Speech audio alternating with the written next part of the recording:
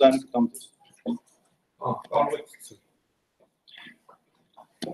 Բարև ձեզ։ Ողջունում եմ մեր միջոցառման ներկա բոլոր խոսնակներին, ինչպես նաև լսարանը, ովքեր որ ժամանակ են գտել միանալու Երևանի ամերիկյան անկյան եւ ԱՄՆ դեսպանատան միացյալ միջոցառմանը, որի թեման կամավորությունն է։ Այսօր կամավորական աշխատանքը քննարկելու համար Երևանի ամերիկյան անկյունում մեզ են միացել 6 հասարակական կազմակերպությունների ղեկավարներ եւ ներկայացուցիչներ, հերթով ներկայացնեմ Մարինե Թունյան, Կազա շվեյցարական մարդասիրական հիմնադրամ, Արմինե Հովանիսյան, Օրան բարեգործական հիմնադրամ եւ կազմակերպություն, Օվսանա Հովսեփյան, Դինգո թիմ, Ադրինե Աղաբեկյանը, Հայ առաջադեմ երիտասարդության կազմակերպությունից է, Մարիա Թիթիզյանը, Հայաստանի ամերիկյան համալսարանն է ներկայացնում եւ Անուշ Համբարյանը, Հելսինկյան քաղաքացիական ասամբլեա անկախ դիտորդ հասարակական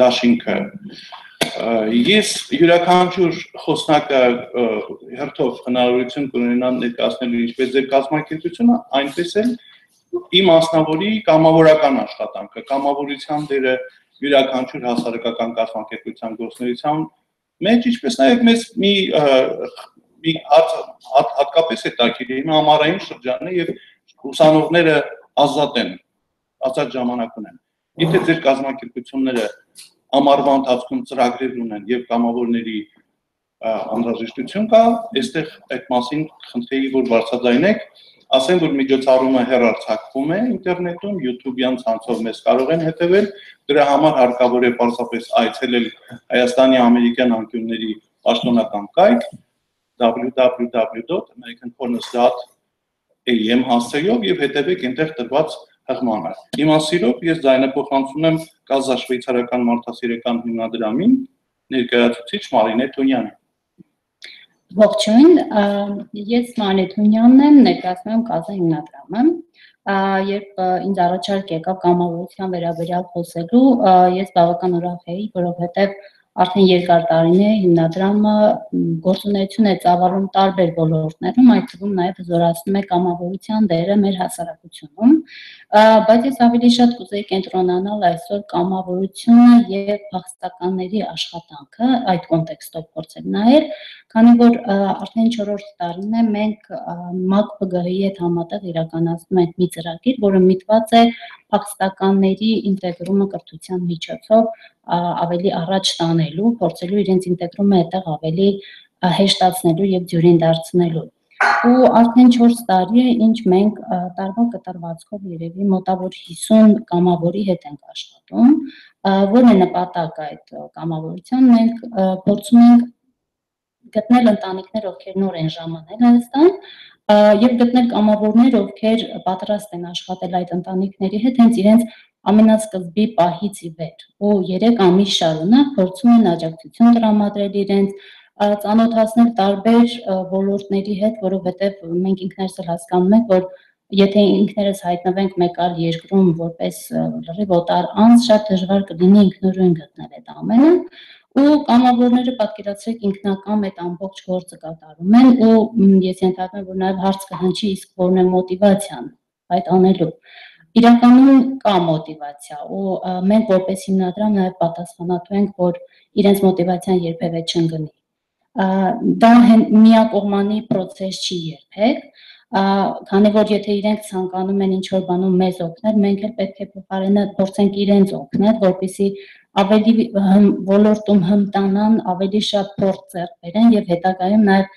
երաշխավորագիր տանք իրենց, որ կարողանա դա օգտակար լինի իրենց հետագա աշխատանքային կյանքում։ Բայց ես ինչպես ասացի, սա միակողմանի գործընթաց չի, մենք եթե դիտարկենք նաև հասարակության դերը եւ կամավորի դերը հասարակությունում, կհասկանանք, որ նաև մենք սույն գործողությամբ մեծ փոփոխություն ենք մտցնում մեր հասարակությունում, փորձում ենք մարդկանց մտածելակերպը փոխել, նաև եթե վերցնենք, որ մենք դաստիարակում ենք, կարելի ասել ճակերտավոր տվյալ կամավորին, ինքը նաև դառնում է բազմարկող, այսինքն ինչ-որ մի մեսիջ, ինչ-որ մի հաղորդագրություն տարածում է նաև հասարակության մյուս շերտերում։ Այս պարագայում նաև փախստականների դերի մասին ինֆորմացիան լայն հասարակության շրջանակներում մեծ տարածում է գտնում եւ մարդիկ արդեն մոտեցումն են փոխում իրենց վերաբերյալ։ Եվ բնականաբար կլինեն նաև դժվարություններ, ես ենթադրում եմ, որ նաև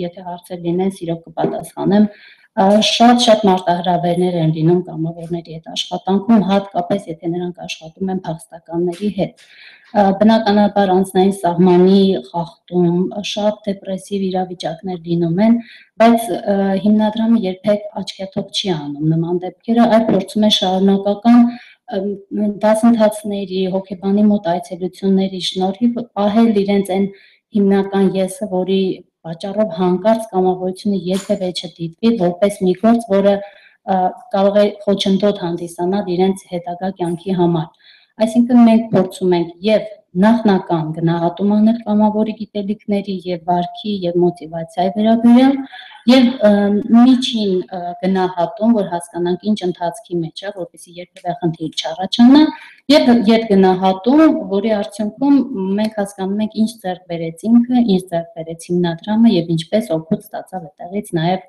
փախստականը, ապաստանայցողը կամ ուղղակի սիրիահայը։ Ընդհանուր առմամբ սա էր, ես կարծում եմ, որ հիմնականում մեզ մոտ ավելի դրական փորձեր են գրանցվում, քան բացասական որևէ խնդիր, բայց ամեն դեպքում հիմնադրամը մշտապես ստանում է նորանոր առաջարկներ կամավորություն անելու ու ցավոք կարող եմ նշել, որ հենց այսօր ավարտվեց գրանցումը մեր նոր հաջորդ շրջան կամավորների հավաքագրման, բայց եթե կլինեն մարդիկ, ովքեր դեռ ունեն ցանկություն, կարող ենք հնարավորությունը տալ իրենք նույնպես դիմեն։ Ասեմ, որ մենք հայտը միշտ բաց ենք թողնում, ցանկացած անձ կարող է դիմել, եթե բաց է հայտարարությունը, լրացնել հարցաթերթը, ուղարկել եւ անպայման իրեն կարճում ենք հարցազրույցի, որտեղ միայն հարցաթերթը բավական չէ։ Եվ միայն անձնական հարցազրույցի միջոցով փորձում ենք հասկանալ ինչքանով տվյալ մարդը համապատասխանում է մեր հիմնադրամ կամավոր լինելու, թե ոչ։ 3 ամիս միայն այդ ծրագրի շրջանակներում, բայց իրենք իրականում դառնում են արդեն մեր կամավորների բազայի անդամ եւ տարբեր ծրագրերի մեջ նորից շարունակում են լինել կամավոր։ Եթե կան հարցեր, կարող եմ պատասխանել։ Շնորհակալություն։ Խնդրի հարցեր լինելու դեպքում մենք միկրոֆոն շարժական ունենք, որը խնդրում եմ, որ փոխանցվի հարցերը բարձր հնչեն։ Ես հարցն կարելի է Իհարկե կարող եք։ Ինձ ներկայացնեմ։ Ես Համբարյան Անուշն եմ Հելսինկյան քաղաքացիական ասամբլեայ ձեր գրասենյակից, ինձ հետաքրքրում էր ձեզ դիմող կամավորների թիվը համայնքներից ու Երևանից տարբերություն կա, ասենք Երևանից են ավելի շատ դիմում, թե համայնքներից, հեշտ է համայնքներում կամավորներ գտնել։ Նկատմեք մարզերում։ Մարզերում։ Հա, քանի որ ծրագիրը իրականում է Երևան քաղաքում եւ Գյումրիում, մենք կամավորներ հիմնականում այդ երկու տարածքներից ենք ընդունում, քանի որ իրականում մի քիչ ուրբանիզացված է փախստականների տեղակայումը նաեւ Հայաստանի Հանրապետություն, հիմնական իրենք Երևան քաղաքում են տեղակայված, հետեւաբար կամավորները նույնպես Երևանից են։ Եթե ունենք ընտանիքներ Գյումրիից, ապա Գյումրիում են գտնում կամավորներ։ Շնորհակալություն։ Այլ հարցեր։ Եթե այլ հարցեր չկան, մենք միանգամից ես ձայնը փոխանցեմ Տիկին Արմինե Հովհաննիսյանին, Օրան բարեգործական կազմակերպություն։ Շնորհակալություն հրավերի համար, որովհետև շատ եմ սիրում այս օրը եւ ընդհանրապես երևույթը շատ եմ սիրում կամավորության, իսկապես շատ ուրախությամբ ընդունեցի հրավերը եւ հպարտ եմ այստեղ լինելու։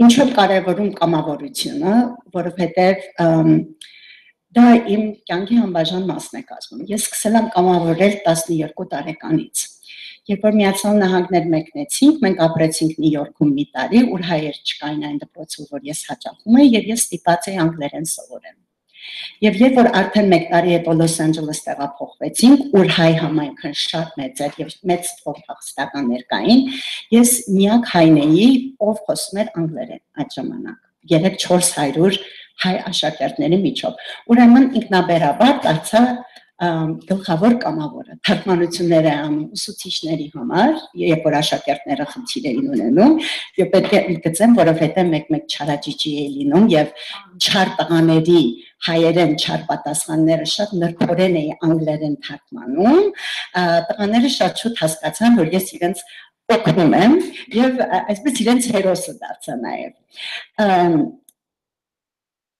Կարծում եմ, որ կամավորությունը ինձ համար կարևոր է նաև այն առումով, որ ես կարողանամ օրինակ ծառայեմ այն երիտասարդներին եւ շատ ուրախ եմ որ տեսնում եմ արդեն երիտասարդ ներկայացուցիչներ այս սեղանի շուրջ եւ նաև անձամբ իմ երեխաների համար, որովհետեւ իմ փիլիսոփայությունն է, որ խոսքերը անզոր են, եթե դու քո կյանքով չես ապրում այն, ինչ որ քարոզում ես Ես ուզում եմ մի փոքր ընդհանուր անդրադարձ դառնամ կամավորությունը որպես երևույթ եւ հետո ավելի կկոնկրետացնեմ ինչ աշխատանքներ եւ հնարավորություններ կան օրանում Ես գիտեմ որ յուրաքանչյուրս այստեղ մտածում ենք թե Ինչու պետք է կամավորել ընդհանրապես, ինչու անել կամավոր աշխատանք։ Եվ ասեմ, որ դա մենք առաջինը չենք, որ այդ հարցը մենք մեզ ենք տալիս, որովհետև այդ հարցը դարեր առաջ հենց Սուրբ գրքում է դրված, որովհետև Երբ որ կարդում ես Սուրբ Գիրք, առաջին պատմություններից մեկը աներ, որ Քայինը Աստծուն հարցրեց, ասեց, ինչու ես իմ եղբորս հոգ պիտի տանեմ, am I my brother's keeper, ես իմ եղբոր պահապանն եմ, անշուշտ եղբայրը այստեղ ավելի ընդարձակ նշանակություն ուներ, եւ Աստված իրեն պատասխան չտվեց, որովհետեւ պատասխանը շատ պարզ է, որ եթե ապրում ենք այս աշխարհում, մենք շատ լավ հասկանում ենք, որ մենք միմյանց պետք է կարողանանք օգնել, որպեսզի բարեկեցիկ կյանք ունենանք։ Տարբեր մարդիկ տարբեր պատճառներով են կամավորության աշխատանք անում։ Կան մարդիկ, որ իցնե դա իրենց մեջ կա։ Եվ օրինակ գիտեմ, որ ձեզ հետ էլ է պատահել, ինձ հետ էլ է պատահել, երբ որ տեսնում եք փոքրիկ տղաներ կամ մեծ տղաներ նույնիսկ կռվում են փողոցում, իմ առաջին ռեակցիան, որ ես գնամ եւ այդ կռվի մեջ մտնեմ եւ անջատեմ իրանից։ Այն ժամանակ իմ ուղեղս չի մտածում, որ ես կարող եմ շատ մեծ ֆիզիկական վնաս կրել այդ կռվին մասնակցելով։ Բայց դա ես եմ, դա իցնե իմ մեջ է եւ իմ ուղեղը այդ ժամանակ ուղղակի չի մտածում։ Այդտեղ ես մտածում եմ իմ սրտով եւ այդպես կռիվ չկա, որ ես փողոցում տեսնեմ ու չմիջամտեմ։ Մարդիկ կան, որ իրենց հոգևոր աշխարհն է իրենց պարտադրում կամավոր աշխատանք անելը եւ նրանք ովքեր Աստծո խոսքի հետևողներն են շատ լավ գիտեն, որ Սուրբ Գիրքը լցված է այդպիսի խրատներով, խոսքերով, բոլորը շատ լավ ծանոթ ենք բարի սամարացի պատմությունը եւ տարբեր թեվավոր խոսքեր։ Մարդիկ կան, որ կամավորում են, որտեղ ուզում են փորձ ձեռք բերել։ Եվ գիտեք, շատ ընդունելի է նաև դա։ Անպայման չի, որ այսպես վեհ նպատակներով մենք կամավորենք։ Եթե մենք օգուտ ենք տալիս մեր աշխատանքով, դա շատ ընդունելի եւ շատ լավ գործ է։ Նույնիսկ եթե դա գալիս է ծառայելու մեր նպատակներին։ Ես շատ անգամ ասում եմ, որ ես կամավորում եմ, որովհետև ես եսասեր մարդ եմ։ Մարդիկ չեն հասկանում ինչ եմ ուզում անել։ Ես կամավորում եմ, որովհետև ինձ շատ մեծ հաճույք է տալիս, երբ ես մի կամավոր աշխատանք եմ անում, եւ ճիշտ ասած շատ վեհ եմ զգում, շատ կարեւոր եմ զգում, որ կարողացա ինչ-որ մի մարդու կյանքում մի փոփոխություն մտցնել, լավ փոփոխություն։ Մարդիկ նաև կամավորում են, որտեղ կամավորությունը դռներ է բացում իրենց առջև։ Օրինակ, մենք օրանում ունենք շատ կամավորներ, եւ երբ որ մենք աշխատանքի տեղ ենք ունենում, առաջին հարցը, որ ես ներկայացնում, այն է՝ ունենք արդյոք կամավորներ, որոնք կարող են այս աշխատանքի անցնել։ Որտեղ իսկապես օրանում ունենք մարդիկ, որ 4-5 տարի մեզ համար կամավոր յուրաքանչյուր օր աշխատանքի են տալիս, առանց վճարվելու։ Եվ ես կարծում եմ, որ շատ ճիշտ կլինի, որ այդ աշխատանքը մենք առաջարկենք իրենց, անշուշտ եթե իրենք կարող են այդ գործը կատարել։ Օրանում, ինչպես ասեցի, շատ կամավորներ ունենք, մանավանդ ամռան ամիսներին, որտեղ ամռան ամիսներին նաև գալիս են երիտասարդներ Սփյուռքից, հայ բարեգործական կազմակերպություն, Birthright Armenia, Armenian Volunteer Corps, անշուշտ շատ սերմ համագործակցում ենք ամերիկյան համալսարանի հետ, շատ ուրախ եմ, որ Դինգոթիվը նաև կամավորական աշխատանք է տարել օրանում, եւ իսկապես իմ համար այնքան մեծ հպարտություն է, որ ես կարող եմ լինել որևէ մարզում եւ լսել, որ այնտեղ մարդ կա, որ օրանի համար կամավոր աշխատանք է տարել։ Ունենք տասնյակ կամավորներ, որոնք կարող են դասապատրաստումից սկսել երեխաների, մինչև շատ մեծ աշխատանքներ անել։ Օրինակ, վերջերս խաղաղության կորպուսի կամավոր Բորիս, որը Վանաձորում է մեր կամավոր, նա կարողացավ հայթայթել գրանտ ամերիկյան դեսպանատնից եւ ստեղծեց կոմպյուտերային սենյակ եւ տպարան օրան Վանաձորում, եւ դա իսկապես շատ մեծ օգուտ էր, օգտակարություն ունի օրանի ոչ միայն երեխաները սովորելու համար, այլ որովհետև մենք շատ տպագրություն ենք անում եւ փող ենք ծախսում այդ տպագրության համար եւ հիմա անշուշտ տպագրվում օրան Վանաձորում։ Իմ խորհուրդը միշտ եղել է կամավորներին, որ մենք ձեզ տալիս ենք հնարավորություն եւ դուք օգտագործեք այդ հնարավորությունը։ Կան կամավորներ, որ իրենք գալիս են ուղղակի ժամանակ են անցկացնում 1-2 են, բայց կան կամավորներ, որ իսկապես մեծ հետք են թողնում մեր կյանքի վրա։ Հիմա ես մի քանի ժամ եւ մի քանի օր նամակագրության մեջ եմ 12 տարեկան Ջոզեֆ Հովանեսյանի եւ 9 տարեկան իր քույրիկի հետ, որոնք սկաուտի անդամներ են Միացյալ Նահանգներում եւ իրենք ուզում են գան եւ օրանում կամավորեն, արդեն Ջոզեֆը $700 է հավաքել, որպեսզի կարի մեքենաներ գնվի օրանի համար եւ ինքը գա եւ սովորացնի երեխաներին տարբեր խաղալիքներ պատրաստել։ Հիմա դուք ինձ կհարցնեք, որ արդյոք ինձ համար ավելի թանկ չի այդ օրերը եւ ժամերը, որ ես անցկացնում եմ այս երկու փոքրիկների նամակագրության մեջ, եւ ես կասեմ, ես հասկանում եմ, որ այդ ժամերը ես կարող էի դնել այլ fundraising-ների մեջ եւ շատ ավելի փող եկամուտ ունենալ օրանի համար, բայց ես շատ կարևորում եմ երիտասարդների, մանուկների մեջ սերմանել կամավորությունը,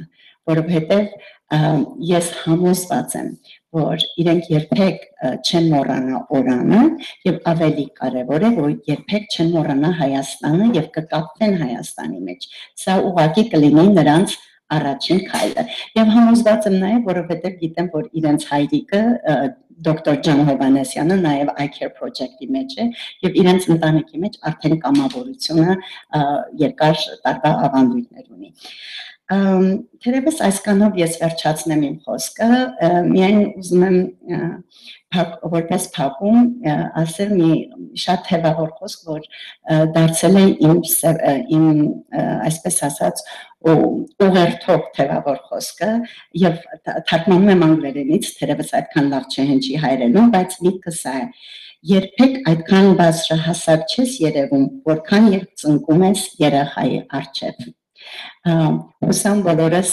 մեր կյանքում կլինենք բարձրահասակ մարդիկ, կշարունակենք լինել բարձրահասակ եւ ես շատ ուրախ կլինեի ընդունելու ձեզ մեր օրանում որպես հյուր կամ որպես կամավոր։ Շնորհակալություն։ Հարցեր կա, Տիկին Արմինեին խնդրեմ, բայց կխնդրեմ, որ միկրոֆոնը փոխանցեք, հարցը միկրոֆոնով հնչի։ Իսկ ծրագրեր ունեք ամառային ամիսներին։ Ուրեմն ամբողջ տարին կամավորներ ունենք օրանում, տասնյակ կամավորներ, բայց ամռանը շատ ավելի փոխվում է մի փոքր ծրագիրը այն առումով, որ երեխաները դասապատրաստում չունեն արդեն, որտեղ դպրոց չկա, բայց մենք ունենք երեխաներ, որոնց հետ մաթեմատիկա ենք պարապում կամ անգլերեն ենք պարապում եւ ընդհանրապես փորձում ենք ավելի ուրախ ամառ անցկացնել, տարբեր խաղեր, բեմադրություններ, ուրեմն եթե կամավոր ես, ուզում ես կամավոր դառնալ, մենք ունենք համակարգով եւ իրեն հետ հանդիպելուց հետո քո օրերը, ժամերը եւ ընդհանրապես շատ ճկուն ենք այն առումով, որ եթե դու ունես մի միտք եւ ասում ես, գիտես, ես այսօր երեխաներին 10 երեխա ուզում եմ թանգարան տանել եւ ասենք Չարենցի թանգարանը, որի 5 րոպե քայլելով կարող ես գնալ եւ երեխաներին բանաստեղծություններ կարդալ կամ ինչ որ բան, դա շատ ընդունելի է մեզ համար։ Շնորհակալություն։ Այդ դեպքում խոսքը փոխանցում եմ Դինգո թիմին, հա? Ինձ ասեցիք վերջում որ Ճիշտ է։ Անուշ Համբարյան, Հելսինկյան քաղաքացիական ասամբլեա, անկախ դիտորդ հասարակական դաշինք։ Բարև ձեզ։ Մինչև բուն կամավորությանը անցնելը ես կուզեի մի քանի բառով խոսել նաև ընդհանրապես հասարակական կազմակերպությունների, ավելի կոնկրետ իրավապաշտպան կազմակերպությունների աշխատանքի բնույթի առանձնահատկությունների մասին, ինչպես արդեն ներկայացված ես Հելսինկյան քաղաքացիական ասամբլեայի վանաձորի գրասենյակից եմ, որը որ իրավապաշտպանությամբ զբաղվում մարդու իրավունքներով։ Մեր կազմակերպություն, ինչպես նաև ոլորտում աշխատող շատ այլ կազմակերպություններ, ինչպես գիտենք, աշխատում են ծրագրերի հիման վրա, որոնք ունեն բնականաբար ժամանակային սահմանափակումներ, իսկ ինչ-որ պահի սկսում են, ինչ-որ պահի ավարտվում են, այսինքն իրանք ինչ-որ մշտական, շատ երկարաժամկետ ծրագրեր չեն, ու այդ պատճառով զուտ աշխատանքների շարունակականություն ապահովելու համար շատ հաճախ կարիք է լինում, որ հենց կազմակերպության աշխատակիցները ավելի շատ ջանք, ավելի շատ ժամանակ ներդնեն կազմակերպության գործունեության մեջ, քան որ ասենք նախատեսված է իրենց աշխատանքային պայմանագրով, բացի դա մի ուրիշ պատճառ կա, որի համար հենց կազմակերպության աշխատակիցները ավելի շատ ջանք են ներդրում, այդ պատճառն է, որ իրավապաշտպան գործունեությունը ինքը ինչ-որ իմաստով ռեակցիոն գործունեություն է, այսինքն մենք կարող ենք պլանավորել մեր գործունեությունը, որ այս ժամանակահատվածում այսինչ աշխատանքն ենք անում, բայց եթե ստեղծում եմ իրավիճակ երկրում, որ անհրաժեշտ է լինում ինչ-որ հրատապ կամ չպլանավորված գործողություններ անել, օրինակ ասենք էլեկտրիկ Երևանի ցույցերը, որի ժամանակ մարդկանց իրանքները խախտվեցին կամ ասենք Սասնա ծռերի հետ կապված տեղի ունեցած ցույցերը, այդ ժամանակ էլի մեր կազմակերպության աշխատակիցները սկսեցին դրանից ինչ-որ աշխատանք անել, մարդկանց իրանքները պաշտպանել, նույն ընտրությունների հետ կապված, ինչպես ներկայացած ես ներկայացնում եմ այստեղ անկախ դիտորդ հասարակական դաշինքը, շատ հաճախ լինում է կարիք ինչ-որ լրացուցիչ աշխատանքներ անելու, օրինակ վերեմ 2015 թվականի սահմանադրական հանրաքվեի ժամանակ պարզվեց, որ ավականն մի շարք անդամներ հանդիսանում են հանձնաժողովների անդամներ, ինչը որ այն ժամանակ օրենքով արգելվում էր, ու մենք պետք է մարդիկ, որպեսզի ստուգեին բոլոր այդ ավականների ցանկերը համատային հանձնաժողովականների ցանկերի հետ, բացահայտելու բոլոր այն մարդկանց, ովքեր որ օրենքի խախտման հանձնաժողովականներ են։ Ուսի համար բնականաբար մեզ պետք է ռեսուրս լրացուցիչ մարդիկ, այսինքն այս տեսանկյունից թեև մենք չունենք կոնկրետ ինչ-որ ծրագրեր կամավորների ներգրավման համար, բայց զուտ աշխատանքի բնույթից ելնելով շատ հաճախ մեր կազմակերպությունում պետք է լինում կամավորներ, ու եթե ընթացքում կազմակերպությունում կամավոր չի լինում, հենց կազմակերպության աշխատակիցներն են այդ աշխատանքը անում։ Ինչ վերաբերում է հենց կամավորությանը, մեր մոտ ավելի շատ կամավորները միջազգային կամավորներ են, կամավորի կարգավիճակով կամավորները, այսինքն Peace կամավորներ, Խաղաղության կորպուսի Birthright-ի կամավորներ, EVS կամավորներ, ովքեր ինչ-որ էլի կոնկրետ հմտություններ ունեն, հիմնականում իրենք օգնում են, ասենք, անգլերենի հետ կապված, հատկապես եթե համապատասխան կարողություններ ունենում են, կամ ասենք ունեցել են կամավորներ, որ կազմակերպության հետ կապված ինչ-որ ֆիլմ են պատրաստել ընդհանուր գործունեության կամ ինչ-որ թեմատիկ գործունեության հետ կապված ֆիլմեր են պատրաստել, ինչ-որ կոնկրետ ոլորտներում աջակցություն են ցուցաբերել իրենց կարողությունների հիման վրա, բնականաբար դա կազմակերպության համար շատ կարևոր է եղել։ Ընտրությունների հետ կապված կոնկրետ կուզեի նաև նշել ու առիթից օգտվելով նաև շնորհակալություն հայտնել այդ մարդկանց, որ ինչպես գիտեք նախորդ ազգային ժողովի ընտրությունների ժամանակ մեծ ծավալով մենք դիտորդություն իրականացրեցինք նաև մի քանի կազմակերպություններով, մոտ 650 հոգանոց թիմ էր ամբողջ անձնակազմը, այդ թվում նաև դիտորդները, ու այդ ընթացքում էլի շատ մեծ ծավալի աշխատանք էր ու կարիք կար լրացիչ մարդկանց ներգրավելու ու թե հենց մեր կազմակերպություններից մարդիկ իրենց ժամանակը տրամադրեցին ու ներդրում ունեցան այդ գործողությունների մեջ, ընդհանրապես առաքելության հաջողության մեջ, ու թե նաև դրսից մարդիկ եղան, ովքեր որ նաև տեսնելով կատարվող աշխատանքները դիմել էին կազմակերպությանը ու իրանց ելելի ներգրավել էին, ովքեր ինչ-որ կոնկրետ գործեր էին անում, ասենք միջազգային դիտորդների հետ էին աշխատում, որ մենք էլի նախապես պլանավորված չունեինք ու ընթացքում հասկացանք, որ դրա կարիքը կար ու այդ մարդկանց ներգրավեցինք։ Այսինքն կոնկրետ մեր կազմակերպության հետ կապված կամավորական աշխատանքը ավելի շուտ կապված է իրավիճակի հետ, կապված է զուտ էպիզոդների հետ, բայց իրականում մեր կազմակերպությունում ողջին նաև են մարդիկ, ովքեր ունեն հետաքրքրություն ոլորտով ու անկախ նրանից այդ իրավիճակում կարիքը կա թե չէ, բայց եթե մարդիկ դիմում են կազմակերպություն, մենք անպայման իրենց վերցնում ենք ու բնականաբար ինչ-որ աշխատանքներ գտնվում է իրենց համար, այս առումով կուզենայի կիսվել նաև իմ անհատական փորձով, ես գնացել եմ մեր կազմակերպություն 2014 թվականի աշնանը, այդ ժամանակ ինչ-որ կամավորական ծրագիր չկար, այսինքն ոչինչ մեն չկար, ուղղակի ես գնացել եմ, ասել եմ Ես ինչ մարդն եմ, ես այդ ժամանակ ճիշտ ուզում եի իրավաբանություն սովորել, ուզում եի դիմել ամերիկյան համալսարան, դրա համար մտածեցի, որ գտնել Վանաձորում, մտածեցի, որ լավագույն տեղը, որտեղ որ կարող է ինչ-որ փորձ ձեռք բերել ու նաև օգնել, այդ կլիներ այդ կազմակերպություն, ես ուղղակի դիմեցի ու ինձ ասացին, որ շատ լավ կարող ես գալ, ինչ-որ փոքր գործեր տվեցին սկզբում անելու, հետո կամաց-կամաց նաև ինչ-որ ուրիշ գործեր սկսեցի անել ու ներգրավեցի կազմակերպության մեջ, ու արդյունքում ստացվեց, որ ես ընդհանրապես չդիմեցի այնտեղ որտեղ որ ուզում էի դիմեի սովորելու համար ու ամբողջովին ներգրավեցի կազմակերպության աշխատանքների մեջ։ Այսինքն արդեն բանախոսները երկու նշեցին, որ իրականում երկու ստեկ process է կամավորությունը, թե դու նպաստես բերում տվյալ կազմակերպությունը կամ կառույցին, որտեղ որ աշխատում ես, բայց միևնույն ժամանակ նաև մեծ փորձ ես ձեռք բերում աշխատելու ընթացքում, թեկուզ եթե կոնկրետ այն աշխատանքը, որ դու անում ես, կարող է լինել ինչ-որ տեխնիկական բնույթի աշխատանք, բայց միևնույնն է, եթե հետաքրքրված ես միջավայրից սովորում ես, մարդկանց հետ շփվելուց շատ բան սովորում ես ու դա շատ կարևոր է։ Իմ խորհուրդը, իմ հորդորը հետաքրքրված մարդկանց կլինի, որ եթե հետաքրքրված եք կամավորությամբ, բայց միևնույն ժամանակ ունեք նաև կոնկրետ հետաքրքրություն մարդու իրավունքների ոլորտով, իրավաբանությամբ, ձեզ խորհուրդ կտամ դիմել մեր կազմակերպություն, իսկ առհասարակ ես մտածում եմ, որ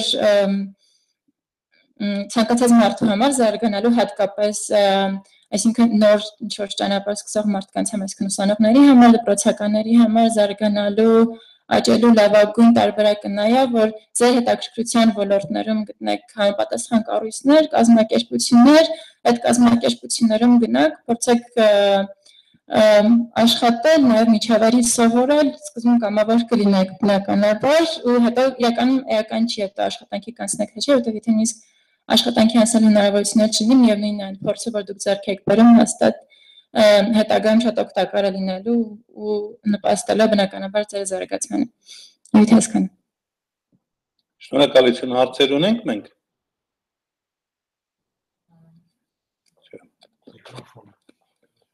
Բարի, այդ դեպքում ես խոսքը սիրով փոխանցում եմ Մարիա Թիթիզյանին, Հայաստանի ամերիկյան համալսարանից։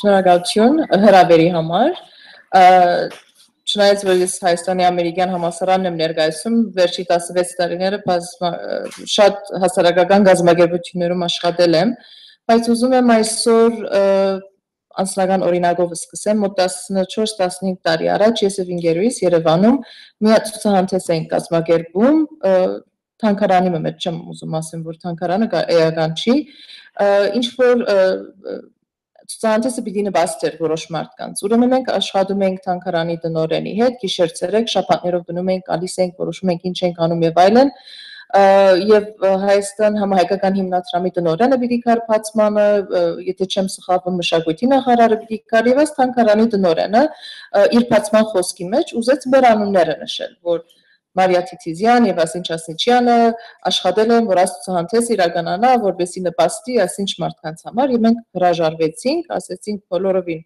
չենք ուզում, որ մեր անունները նշվին, մենք արել ենք, քանի որ այս բարի գործը, եւ մենք ուզում ենք այս գործը անել, այս մարդը ուղղակի ապշել էր։ Ասում էր ոնց։ Այդքան ժամանակ, այդքան ծախսը շատ չէր, բայց այսինքն մեր ժամանակն էր, ասենք թե ծախսատար, ոնց կլինի, որ դուք չեք ուզում ձեր անունները նշվի, ասենք որ քանի որ նպատակը դա չի։ Այդ ինձ համար շատ զարմանալի էր, որ ինքը ապշել էր, ճիշտ ասած, քանի որ ես մտածում եմ, որ ամեն մարդ պետք է իր կյանքում վերադարձնի հասարակության ինչ որ ստացել է այդ հասարակությունից, չնայած ես այստեղ չեմ մեծացել։ Ինձ թվում է այդ կամավորության հասկացությունը պիտի սկսի ընտանիքներից։ Ես փոքր տարիքից մայրս միշտ ասում էր մարդը մարդով է ապրում։ Ես չգիտեմ եթե Հայաստանում այդ նույն խոսքը կա կամ ոչ, անդադար էր ասում մարդը մարդով պիտի ապրի։ Եվ չնայած որ մենք շատ աղքատ պայմանների մեջ ենք մեծացել, միշտ պատրաստ էր մայրս օգնելու եւ մեզ սովորացրել էր, որ մենք պետք է օգնենք մեր հարևանին, թիմացինին, ընկերոջ, անծանոթին նույնիսկ։ Եվ Արմինե ջան, ես շատ հաճախ փորձել եմ գրիվներ բաժնել այդ տղաները եւ կարծեմ մի անգամ վնասվել եմ, բայց հիմա այդ վնասը, այդ փոքր տարիքից պիտի սովորենք, դպրոցներում գրթական համակարգում պիտի սովորացնենք, քանի որ մարդը առանց մարդու չի կարող ապրել։ Ուղղակի իմ անձնական փորձառությունից էի ուզում ասել եւ ես շատ փոքր տարիքից միշտ կամավոր եմ եղել եւ բացի իմ գրթությունից ես կարող եմ ասել իմ կյանքի ամենահարուստ փորձս եղել է այդ պահերը, երբ որ ես կամավոր եմ եղել։ Քանի որ ես այնտեղ սովորել եմ վերադարձնել, ստանալ, լավություն անել եւ եսասերությունից միգուցե գալով, քանի որ ես լավ եմ զգացել։ Ինձ թվում է, որ շատ բան փոխվել է Հայաստանում։ Ես տեսնում եմ, քանի որ ամեն օր շփվում եմ երիտասարդների հետ, բարեբախտաբար, քանի որ մեծանում ես, լավ է որ երիտասարդների հետ շփվես։ Տեսնում եմ, որ այս նոր սերունդը ինքը պատրաստ է կամավոր լինել, ինքը ուզում է կամավոր լինել։ Մեկ-մեկ լինում է շատ անձնասեր պատճառներով, քանի որ մտածում են աշխատանք պիտի ունենան, իրենց CV վրա շատ սիրուն պիտի երևա, բայց ոչինչ, թող թրթապատճառը շարժարիթը դա լինի։ Դրանով արդեն սովորություն կդառնա այդ ըմբռնումը։ Ծառայել օրինակով, միգուցե գրկնություն է լինում հաճախ նաև Արմինեի ասածից, որ դու պիտի ծառայես օրինակով, դու չես կարող երիտասարդին ասել, որ սենց արա եւ դու տենց չանես։ Դու պիտի օրինակով այդ ծառայես եւ այդ շատ կարեւոր է։ Ես բացի որ ամերիկյան համալսարան եմ, ես նաև ժուրնալիստ եմ եւ մի քանի ամիս առաջ մի նոր անգլիա լեզու լրատվական հարթակ ենք բացել EVN report եւ փող չունենք, բնականաբար, ինչպես բոլոր լրատվամիջոցները, անկախ, բայց ես հիմա արդեն պետք է մերժեմ, քանի որ անգամ կամավոր կա, որ ինձ զանգում է, կամ գրում է, կամ գտնում է, կամ մեր email-ով մեզ ճարում է, ասում է, ես պատրաստ եմ կամավոր լինեմ։ Ինձ համար ամենամեծ ուրախությունն է այդ, որ մարդիկ պատրաստ են, ես հիմա ունեմ 6 հատ կամավոր, որ պետք չունեմ այդքան, հավանաբար, բայց ունեմ 6 կամավոր, բոլորը համալսարան հաճախող երիտասարդներ են եւ ամերիկյան համալսարանից եւ ոչ ամերիկյան համալսարանից եւ գիշեր ցերեկ այս երեխեքը պատրաստ են աշխատելու իրենք ասում են որ ինձ փողը այո իհարկե կարեւոր է փող ունենալ բայց ինձ համար այս կյանքի փորձը լավագույն բանն է որ ինձ պիտի թույլ է որ ես աճիմ որպես մարդ ես սովորեմ քանի որ դասարաններում ես դասախոս եմ դու կարող ես 6 ամիս 1 տարի դասախոս լինել եւ ինչ որ բան փորձել սովորացնել բայց երբ որ մարդը աշխատում է իսկական ոլորտի մեջ օրինակ տամ վերջի խորհրդարանական ընտրություններին ես ուսանողներիս ասեցի ով որ ուզում է որ այդ օրը իմ հետս աշխատի խնդրում եմ գրանցվեք անկան շատ մարդ գրանցվեց որ ես չգիտեի ինչ անի մի հատ ծանոթ ունեի որ տարածք ուներ որ մեզ դրամատրեց այդ տարածքը եւ 15 երիտասարդ Արտվա 8-ից մինչև գիշերվա 2-ը իմ հետ աշխատեցան եւ բոլորը վերջում ասեցին որ այս կյանքի ամենալավ փորձն էր ինձ համար ոչ մի գումար չստացան եւ իրենց քննադատականները դրանով չբարձրացավ ասեմ ուղղակի իրենց համար փորձ էր կամավորությունը մանավանդ փոքր ազգերի համար փոքր երկրների համար մանավանդ մեր երկրի համար որ ասկան դժվարության մեջ ասկան շրջապատման մեջ է Ես մեկ բան եմ հասկացել, մենք մեր ուժերի վրա պիտի վստահենք։ Մենք պիտի վստահենք մենք մեզնով այդ կլինի արտաքին քաղաքականություն, հակամարտության ղեկավարում կամ ներքին խնդիրները, որ ունենք, մենք իրար սատարելով, իրար օգնելով, կամավոր լինելով, կամավոր եւ ոչ թե սուտ կամավորություն, չգիտեմ ճիշտ կապակցությունը ինչ է, կեղծավոր պիտի չի լինի, իսկապես պիտի ուզենաս օգնես ոչ թե որ ինչ որ բան ակնկալ ես ստանալ, օգնես, քանի որ դա մարդկության ամենակարևոր գործոնն է, մարդը մարդով պիտի ապրի։ Դերևս այսքան, բայց ասեմ, որ վերջի 16 տարիները, որ ես ապրել եմ Հայաստան, ես մեծ աճ եմ տեսնում, շատ մեծ աճ եմ տեսնում, որ մարդիկ պատրաստ են, հասկանում են, ուզում են,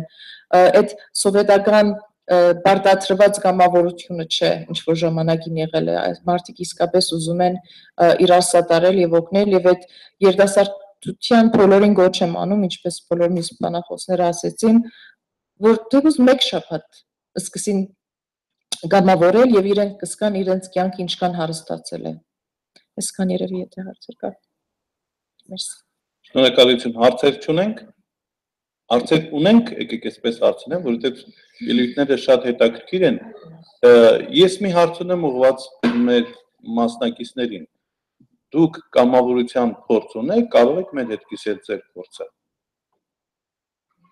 Որևէ կամավորական աշխատանք արել եք, իսկ Մարիան Կիտիզյան նոր ասեց, որ սովետական շրջանը ոնց որ ամփոփվել է, հիմա երիտասարդությունը բավական պատրաստական է կամավորական աշխատանքի եւ այն միջավայրը, որտեղ ես աշխատում եմ, դա շատ գնահատվում է, մեր ամերիկյան դեսպանությունը ինքը ունի կամավորական մեր NGO-ն, ոչ ֆորմալ կազմակերպություն, աջակցող ձեռքեր, որ դեսպան Հեֆերնի ժամանակից հիմնադրվել է եւ բարբերաբար մենք տարբեր կամավոր աշխատանքների գնում ենք։ Ես իմ տպավորությամբ մենք շատ ենք շաբաթօրյակներ անում դեռևս գարնանը եւ ոչ մի շաբաթօրյակ չենք անում աշնանը, այնինչ աշնանը ոնց որ ավելի շատ աշխատանք է լինում, հա, ու մի տեսակ այդ որ հավասարակշռությունը ճիշտ չի պահվում, ես արդեն բարձրացած ձեռք եմ տեսնում եւ ուզում եմ որ միկրոֆոնը փոխանցվի։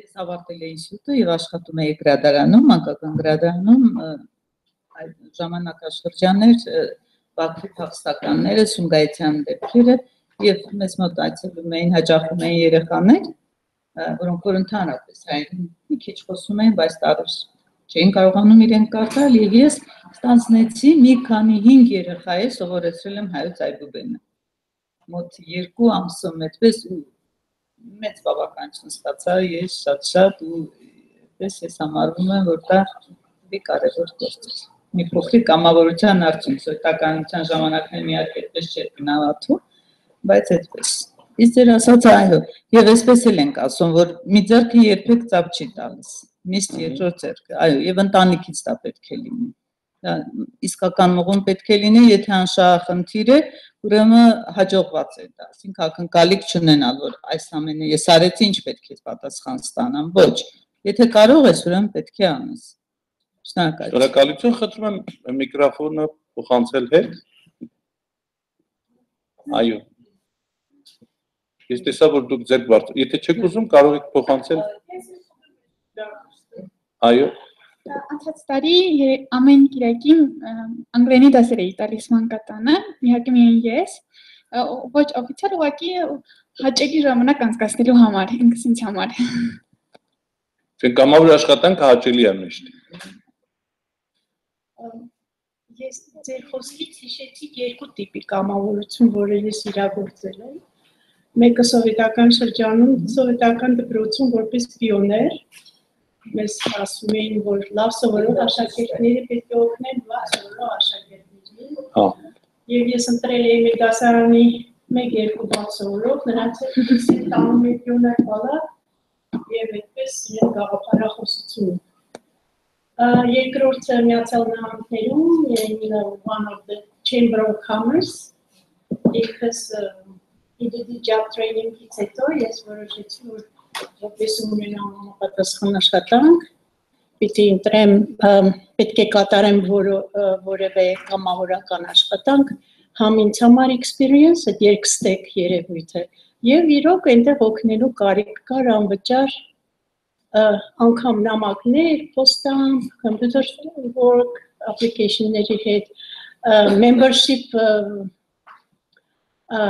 listing of memberships, access-ի հետ կապված, եւ ինքս որոշեցի գնացի այնտեղ այդ CTE Volunteer Center, ինքնական, ոգևորված American ideology of loving volunteer job, այնտեղից 2-3 օֆիսի առաջարկ նամակներով եկա եւ ընտրեցի այն, ինչ որ ինձ ավելի հարմար էր։ Շնորհակալություն։ Թույլ տաք, Իհարկե։ այդ երիտասարդ աղջնակը, որ հետև նստած է եւ շատ անգամ համեստ է, որ չուզեց ասել, ես ուզում եմ ներկայացնեմ, որ ինքը 5 տարի է կամավորում է օրանում, ոչ մի օր բացակա չի եղել, ամեն օր շաբաթը 5-ից 6 օր գալիս է եւ 4 ժամ աշխատում է առանց վճարի։ Եկեք ծափարենք ուղղակի։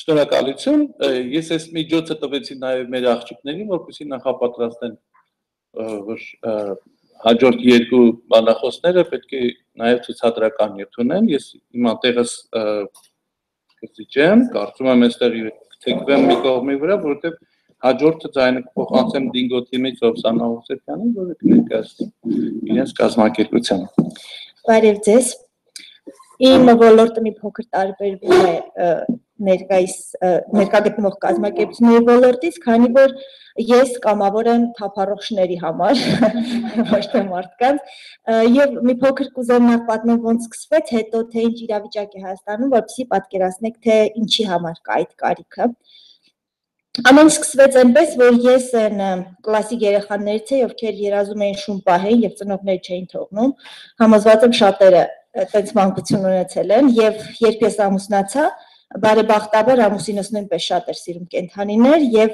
ես իմ տունը սարքեցի ռեաբիլիտացիոն կենտրոն, այսինքն ինքս փողոցից բերում էի, ինքս բուժում էի, ինքս տերեր էի գտնում եւ այդ գործունեության շուրջ ի վերջո հավաքվեց կազմակերպությունը, այսինքն ես դա անում էի ուղղակի կենդանիներին սիրելով եւ ոչ թե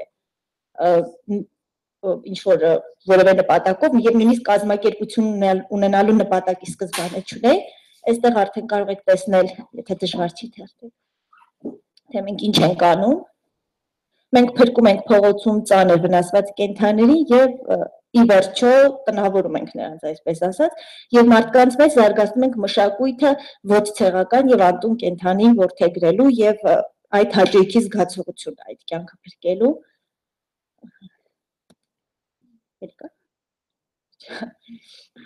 Ինչից է առաջացել այս կարիքը, Հայաստանում թափառող կենդանիների հարցը իրականում շատ սուր է դրված, քանի որ որքան էլ մենք ասում ենք մարդկանց թողած ընկելեք շների հետևից, այսինքն մեր շատ են ասում այդ նախադասությունը, ես ուզում եմ նշել, որ այդ ամենը շատ փոխկապակցված է, քանի որ ինչպես Գանդին է ասում, ազգի մեծությունը չափվում է նրանով, թե որքանով են այնտեղ պաշտպանված կենդանիները, եւ շատ կարեւորում եմ կենդանիների հարցի լուծումը, քանի որ Հայաստանը տարածաշրջանում միակ երկիրն է, ով չունի կենդանի պաշտպանության օրենք։ Այսինքն մենք առաջին քրիստոնյա երկիրն ենք, բայց անգամ Ադրբեջանը, Վրաստանը բոլորը ունեն, իսկ մեր երկիրը չունի, եւ դրանից էլ առաջանում է այդ խնդիրը, այսինքն շների հաշվին փող լվանալ, ինչպես շատերի ծանոթ ուրիշ ասպարեզներում է լինում։ Եվ արդյունքում պետության չարածը ստիպված մենք ենք անում կամավորական հիմունքներով։ Ես ասեմ, որ այդ բառը չեմ վախենա օգտագործել, որ մեր կամավորները քաղաքի սխալ չէ, բայց գիժ կամավորներ, որովհետև այստեղ կամավոր չես կարող լինել ուղակի շահի համար, այսինքն նույնիսկ թուղթ ստանալու համար, բայց գործը շատ ծանր է, եւ պետք է անսահման սիր ես կենդանիներին, որպեսզի կարողանաս այդ ծանր գործն անել, որովհետև շտապ օգնությունը մենք անդադ աշխատում ենք վիրավոր կենդանիների, ծանր վնասված կենդանիների հետ Եվ բավական ծանր աշխատանք ենք անում, կամավորների պակաս փառքաստո չունենք, քանի որ Հայաստանը այդ առումով գնալով զարգանում է եւ մարդիկ ավելի ու ավելի են ցանկանում ներգրավել այս գործունեության մեջ։ Մենք ամեն շաբաթ եւ անընդհատ կացարանում կամավորներ ունենք եւ մեր շները, ես մեր կացարանը կոչում եմ երջանիկ շների կացարան, քանի որ այնքան շատ սեր են ստանում իրենք մարդկանցից, որ ուզեն չուզեն մարդկանց նկատմամբ լավով են լցվում։ Հիմա ես կուզեմ մի փոքրիկ տեսանյութ ձեզ ցույց տալ մեր կամավորական մի օրվանից, մեր կացարանում, այն առաջինը։ Ամեն ինչ մենք մեր ձեռքով ենք սարքել, ամեն ինչ։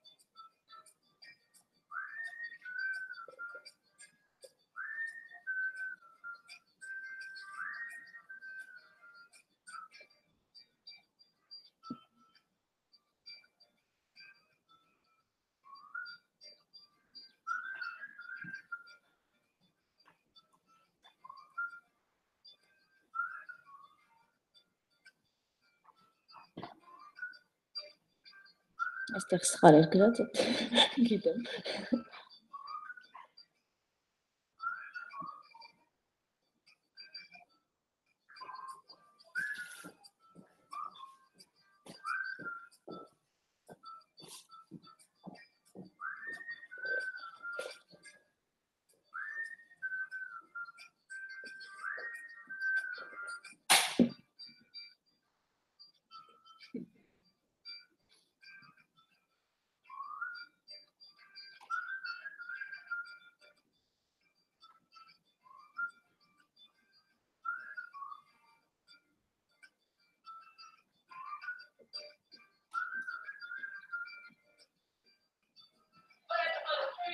Այստեղ արդեն զվարճանում եք, կարող չնայեք։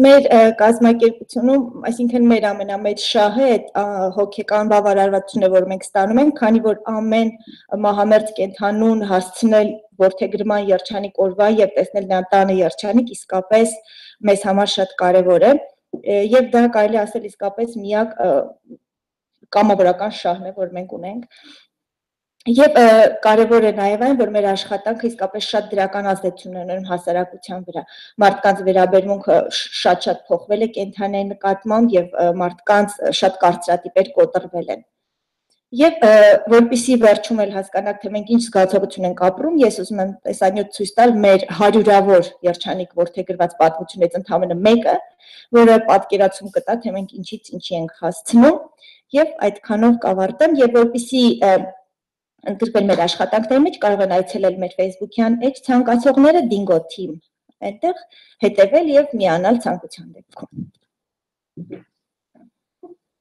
Այս Dingo-ն իմ շունն է, իր անունով է կազմակերպությունից։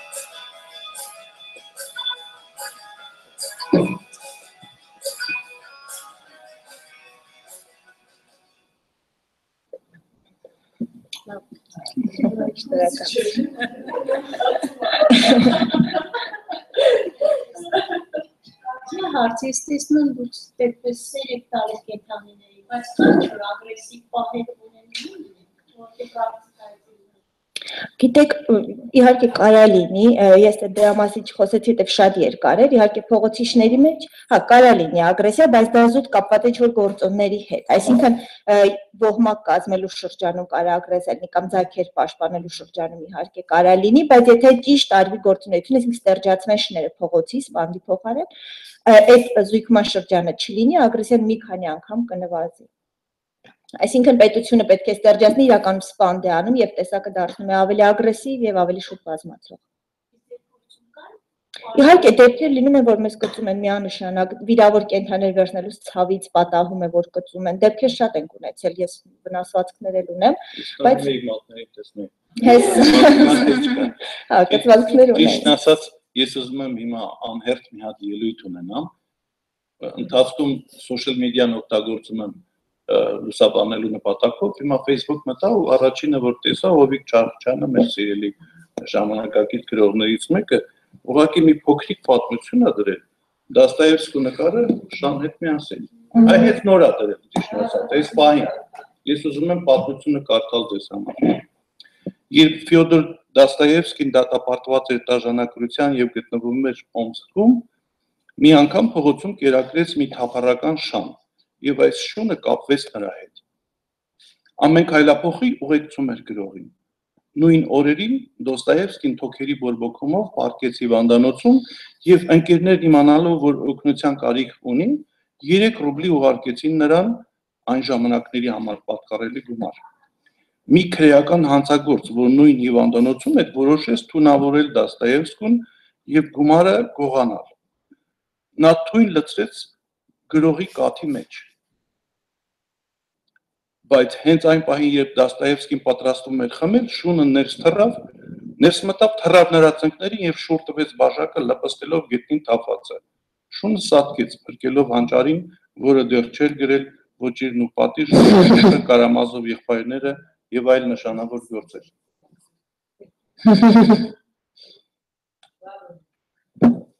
Կներեք, որ վերցրեցի խոսքը, կարծեմ տիկին Արմինե դուք եք ուզում խոսել։ Չէ, ուզում եի ասել, որ նաև շատերս ծանոթ ենք վերջերս YouTube-ում հայտնվեց, չէ՞ որ Միշոնիկը վիրավորվել մահացել էր, եւ Մոշոնիկը ոնց էր իրեն փորձում օգնել ու քաշել, որ գալիս է յետան խոսքին, որ իսկապես այդ որոշ մարդիկ եւ կենթանիներ իծնե իրենց մեջ ունեն այդ բնազդը օգնելու։ Հա։ Շնորհակալություն։ Ես կարելի է Իհարկե։ Ինձ հետաքրքրում է խոսքից հասկացա, որ վիրավոր շիների համար շտապօգնություն է կայացնում, հա։ Ինձ հետաքրքիր է շտապօգնության աշխատակիցների հետ համագործակցությունը սարմով ոնց է իրենց պատրաստականությունը շնորհին օգնելու ընդհանրապես դա ոնց է կարգավորվում։ Ոչ թե շտապօգնություն ենք կանչում, մենք ինքներս շտապօգնություն ենք, այսինքն ունենք մեքենա, մենք ինքներս օգնում ենք։ Իսկ ովքեր են կոնկրետ բժշկական աջակցություն տրամադրում շնորհին։ Անաստաբուժները։ Մենք կամավորության հիման վրա։ Չէ, անասնաբուժները կոնկրետ եւ կացանի աշխատակիցները կամավորներ չեն, քանի որ դա մշտական 8 ժամյա աշխատանք է։ Կամավորներ ենք մենք, այսինքն ովքեր տանում են, բերում են եւ այլն խնամում են նրան։ Իսկ անասնաբուժները մեզ հետ իսկապես մեծ ձեռքերով են աշխատում եւ շատ հաճախ անվճար են աշխատում, բայց ամբողջությամբ կամավորական հիմունքներով չի անում այդ։ Հա, շատ բարի։ Շնորհակալություն եւ շնորհակալություն ձեզ։ Եվ վերջում, հա, վերջին պրեզենտացիան կներկայացնի Ադրինե Աղաբեկյանը, հայ առաջադեմ երիտասարդություն ՀԿ-ից։ Բարև ձեզ, ես Ադրինեն եմ, շատ ուրախ եմ այս պահին գտնվել այստեղ ձեզ բոլորիդ հետ, ուղղակի ինտերնետը կարծես թե գնացել է ու ես չեմ կարողանում մեծացնել իմ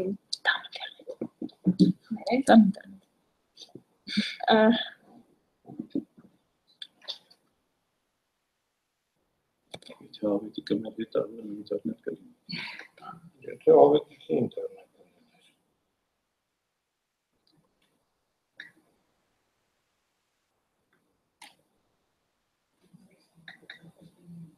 Մինչև ինտերնետը կկարգավորվի,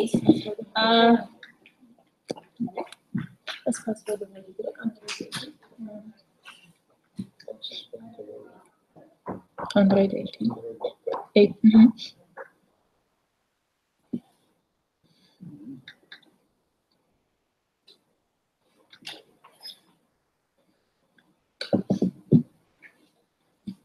Որսան զրուցուն չլինի, երևի թե ես էլ մի փոքր պատմեմ իմ կամավորական աշխատանքի մասին, որ կատուների հետ եմ հիմնականում անցկացնում, փողոցում այդպես կերակրելով կատուներին ու հենց մեր տարածաշրջանում գտնվող կատուներին, ես տանը այս պահին ունեմ 2 կատու ու իրա ձայքերից մեկը 2 անգամ տենց մահանում էր ու ես 2 անգամ իրան փրկել եմ ու ճիշտ ասած շատ սենց ուրախ եմ զգում այդ կապակցությամբ։ Իսկ նույնիսկ կամավորական աշխատանք չասեմ, բայց ինչ որ app չասեմ, որ մեր խոսնակներից 2-ը նշեցին այդ տղաների ինչ որ կռիվների մեջ ընկնել, ասեմ, որ ես էլ ունեմ նման փորձեր, եթե այսպես կարելի ասել, ու չգիտեմ, իմ մեջ էլ կա դա, որ եթե տեսնում եմ ինչ որ մեկին նեղացնում են կամ ինչ որ մեկը վատ վիճակում է, սենց անպայման պետք է գնամ ու փորձեմ օգնեմ, որ չգիտեմ, այդ մարդու համար ավելի լավ լինի։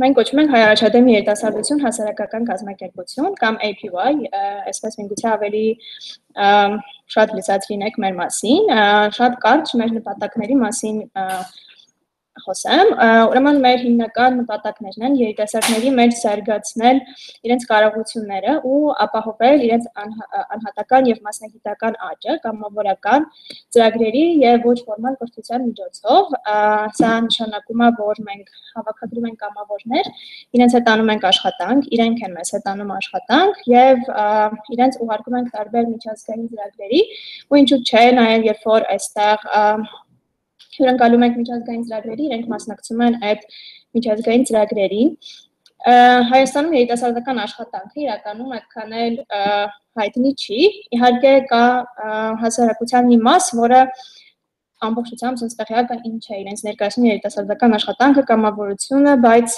կա մարդկանց տեսակներ, ովքեր տեղյակ չեն իրականում, ու մեր նպատակներից մեկն է հասցնել մեր խոսքը բոլորին, որ Հայաստանում ճանաչվի երիտասարդական աշխատանքը ու կամավորությունը սկսվի գնահատվել։ Շատ երիտասարդներ կան, ովքեր նույնիսկ չեն հասկանում, որ իրենց իրավունքները ոտնահարվում են, եւ մեր նպատակներից մեկն է երիտասարդների մեջ տարածել այդ գաղափարը, որ դու պետք է միշտ քո նպատակները ու այդ իրավունքները կարողանաս պահել մեկ մակարդակի վրա, այսինքն եթե դու ունես ինչ-որ նպատակ, բայց դիմացից ինչ-որ մարդիկ փորձում են ոտնահարել քո իրավունքները ու դրա շնորհիվ դու չես կարողանում հասնել քո նպատակներին, ապա այդ ուղղությամբ ինչ-որ աշխատանքներ կատարես, այսինքն սկսես պաշտպանել քո իրավունքները։ Դրա համար պետք է տեղեկացված լինես ու հասկանաս իրականում ինչ իրավունքներ դու ունես։ Մոտիվացիան երիտասարդներին ընդգրկվել ֆորմալ եւ ոչ ֆորմալ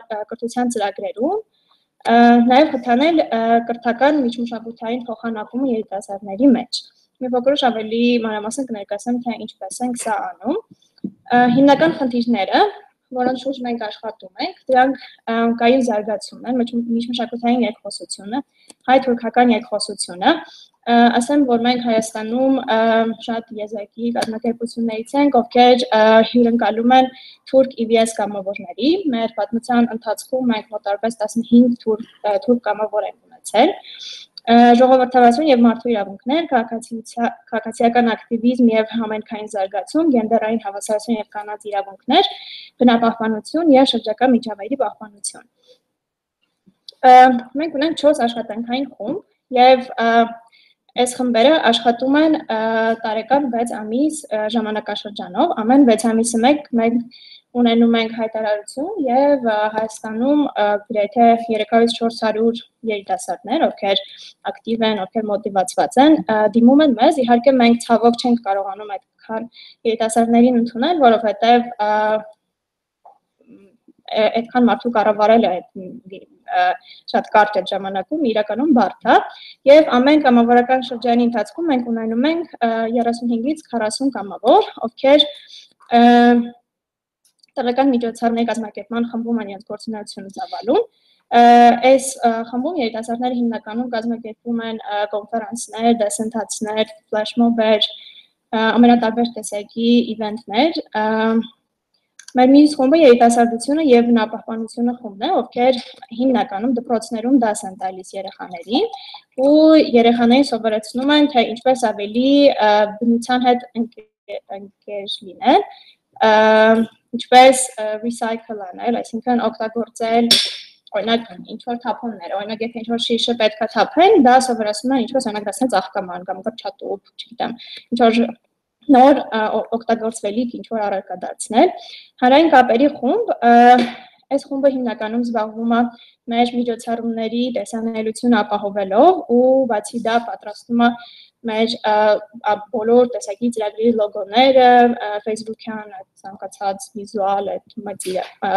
materials-ը։ Մեր մյուս եւ վերջին խումբը երիտասարդությունը եւ մեդիան են։ Իրենք էլի նույնպես տեսանելիություն են ապահովում վիդեոների, նկարների միջոցով ու բացի դա իրենք առանձին ունենում են իրենց հենց գաղափարները, այսինքն ինչ-որ գաղափար են մշակում եւ այդ գաղափարի շուրջ ինչ-որ տեսահոլովակ են պատրաստում։ Անցած տարի մենք ունեցանք կոնֆերանս, որը հենց նվիրված էր այս տեսահոլովակներից մեկին։ Մեր կամավորներից մեկը որոշել էր տեսահոլովակ պատրաստել, թեման դարձնելով բոլոր այն կանանց աշխատանքները, որոնք մեր հասարակությունում չեն ընդունվում որպես կանանց աշխատանք։ Օրինակ, ինչպես ավտոբուսի վարորդ լինել կամ ինչ-որ զինվորական ծառայությունում սենց մեծ պաշտոնի լինել։ Բացի տեղական կամավորներ ունենալուց, մենք ունենում ենք նաև միջազգային կամավորներ, Եվրոպական կամավորական ծառայության կամ EBS, ինչպես ավելի հայտնի է։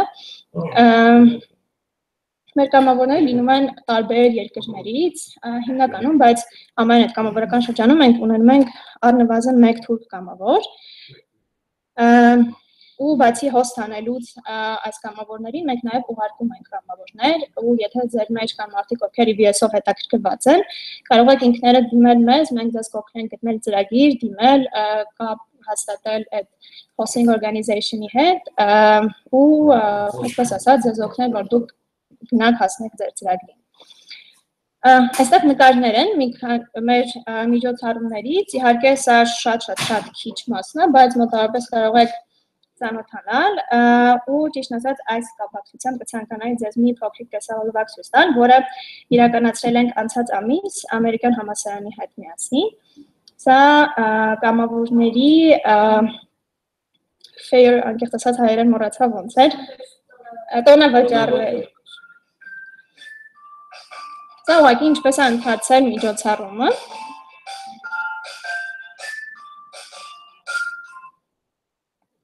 Ինտերնետ։ Կներեք։ Ահա։ Կարող եմ պաուզա տակ, Տենց միրակ մի քիչ լոդանի։ Update երբ թե անեմ։ Չէ, ուղղակի։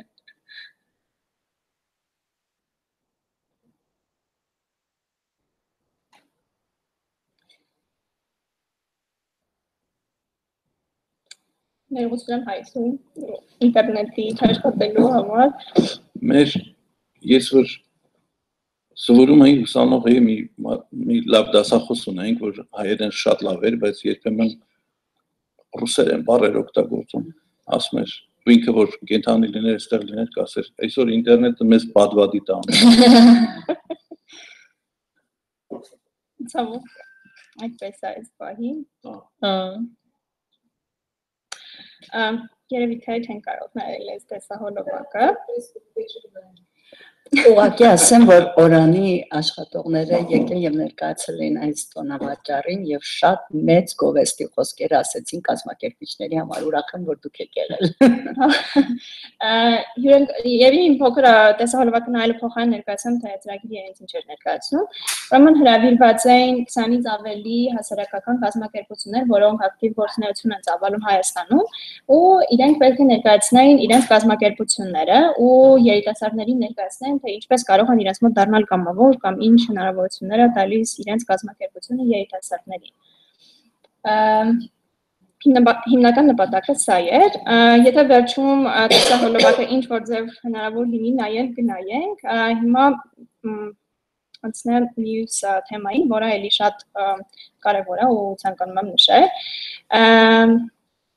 Erasmus-ի մասին բոլորս էլ լսել ենք ու ցանկանում եմ մի փոքր պատմել, թե Erasmus-ը ինչ կապ ունի մեր կազմակերպության հետ։ Տարեկան մոտ 50-ից ավել միջազգային ծրագրեր ենք ունենում ամբողջ Եվրոպայի տարածքով մեկ ու երբեմն նաև ունենում ենք Եվրոպայի տարածքից դուրս, օրինակ 2 անգամ ծրագիր ենք ունեցել Մարոկոյում։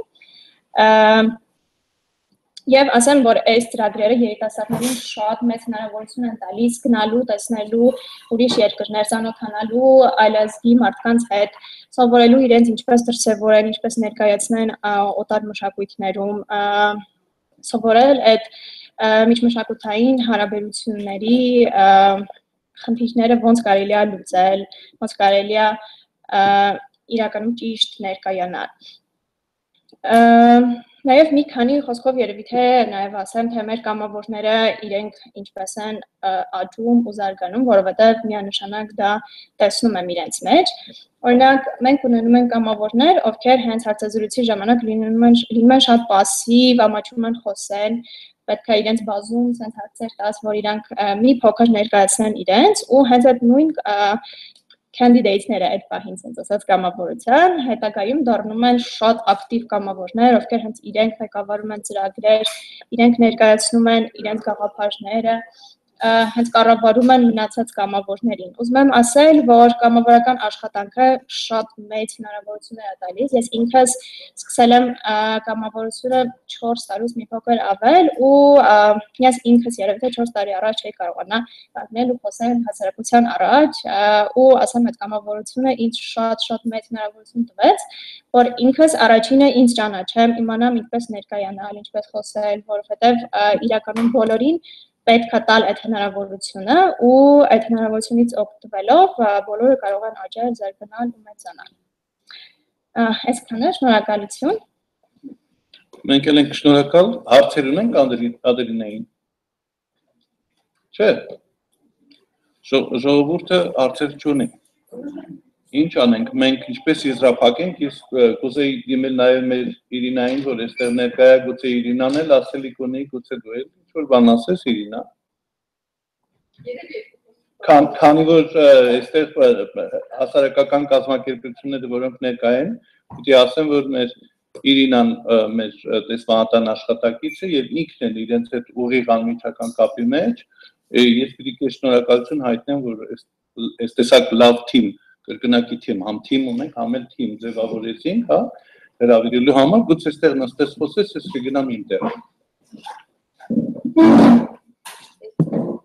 Շատ շնորհակալություն, ես պարզապես կուզեի նույնպես շատ շնորհակալություն հայտնել ձեզ բոլորին, որ եկաք, որտեղ իրականում, չգիտեմ ձեր տպավորությունը որն է, իմ տպավորությունը որ շատ հետաքրքիր խոսակցություն եղավ, եւ ես այսօր մեկ այլ հանդիպման է եւ Սամոյին իմ գոլեգային ասում էի, որ այսպես եմ ուրախանում, որ այսպես hidden gem-եր եմ գտնում մեզ մոտ, որ Հայաստանում կան, իսկ իրականում շատ բոլորը չգիտեն, որ գիտեն ձեր մասին կամ գիտեն ինչ աշխատանքներ ալում, չգիտեն ինչ բազմազանություն կա, հենց որ շատ շնորհակալություն եմ ձեր համար, ուսում եմ բոլորով ներկայեր ու ովքեր որ հետագայում գուցե live stream-ը նայեն, իրանք իրենց մեջ ինչ-որ բան կարողանան եւ իրանք ուզեն որևէ ձեր կազմակերպության հետ աշխատեն կամ մեկ ուրիշի համար կամավորություն անեն։ Շատ շնորհակալ եմ։ Շնորհակալություն։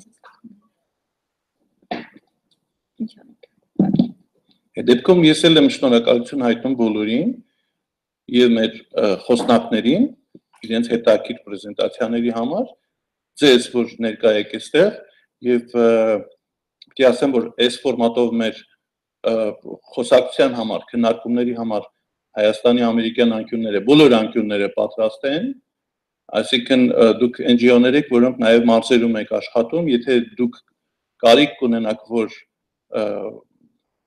միջոցառում անելու, կազմակերպելու համար, մարդկանց հետ խոսելու, քննարկելու, եթե Կապանում, Չարենցավանում, Գյումրիում, Վանաձորում հարմար գտնեք, կարող եք ամերիկյան անկյունների հետ կոնտակտել, համագործակցել, դուք իմ կոնտակտները ունեք, Իրինայինը ունեք ու ունեք, այնպես որ շատ ուրախ կլինենք ձեր հետ նաև աշխատել այլ ուրիշ ամերիկյան անկյուններում։ Այսքանով այսօր մեր միջոցառումը մենք եզրափակենք, բայց չենք փակում, որտեղ մենք անպայման ուզում ենք, որ բոլորը մասնակից լինենք մեր հյուրասիրությանը, միաժամանակ հայտարարություն ունեմ անելու, այսօր սրանով ամերիկյան անկյան միջոցառումները չեն ավարտվում, որովհետև մենք ունենք եւս մեկ միջոցառում, որը նվիրված է կամավորության խնդիրներին, ժամը 3-ին մենք ունենալու ենք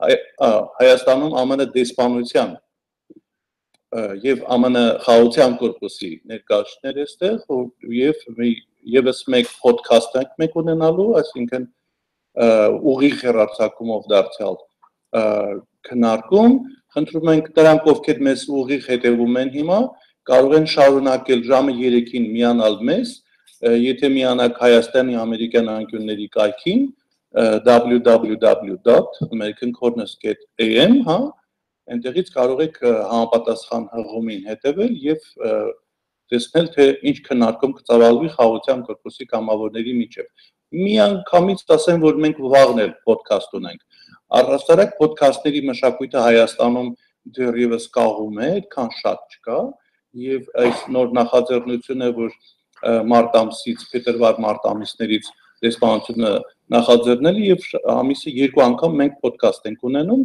վաղվա ոդքասթի մեր հյուրը խոսելու է իր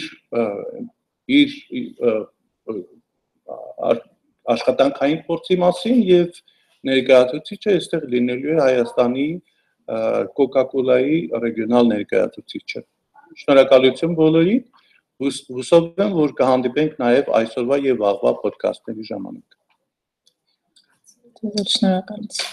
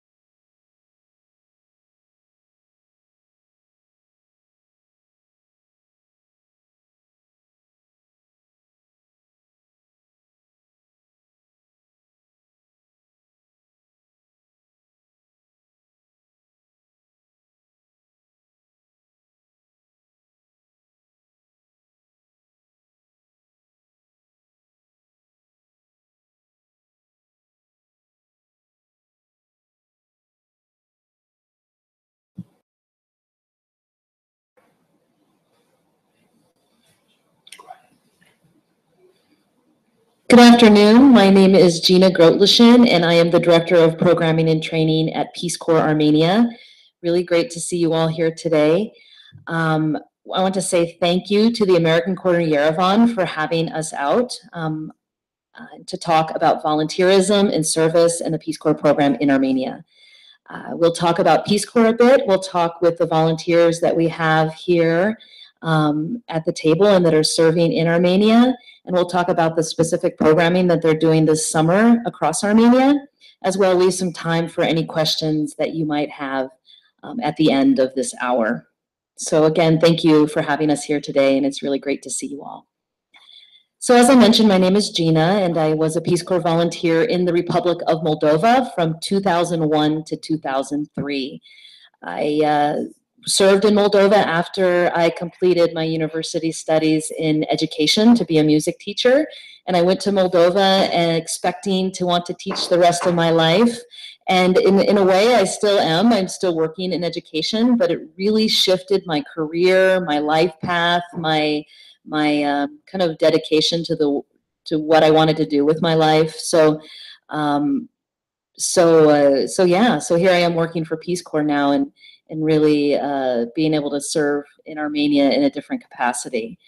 I just wanted to share that because that's kind of part of what service is. It's really creating shifts in your life to be able to learn new things about other cultures. So first of all, about Peace Corps. Peace Corps has been in Armenia for 25 years. Peace Corps' mission is to promote world peace and friendship. And the way that we do that is through three primary goals. The first is to help people understand the people of interested countries in meeting their needs for trained young and women. The second is to promote a better understanding of Americans on the part of the people served, and to help promote a better understanding of other peoples on the part of Americans. Meaning we serve in technical areas, we learn about Armenia, and we bring that back to the United States. On June 2nd, we celebrated our 25th year in Armenia by swearing in a group of 42 Peace Corps volunteers. And they're currently in their third week of service in Armenia. So they're all across the country learning about Armenia, learning about their jobs, learning what they'll do, learning Armenian. And so that was a very special event that we had. Each year, we have approximately 40 volunteers, 40 to 45 volunteers come to Armenia. In the spring, they come, they're trained for 3 months, and then they go out to their communities. This year was special because we had the 1,000th volunteer to be sworn in on June 2nd. So now we're at about 1,034 volunteers that have come to Armenia over the course of the 25 years. The majority of Peace Corps volunteers that come to serve outside of Yerevan. Each Peace Corps volunteer lives with the host family for a period of time, and some of them live with the host family for their entire service. The two projects that we work in currently are TEFL, Teaching English as a Foreign Language, meaning that volunteers are serving in Armenian schools to teach English, and they work with Armenian counterparts. They often work with secondary schools and sometimes even universities. So you'll meet volunteers in all different types of schools across the country.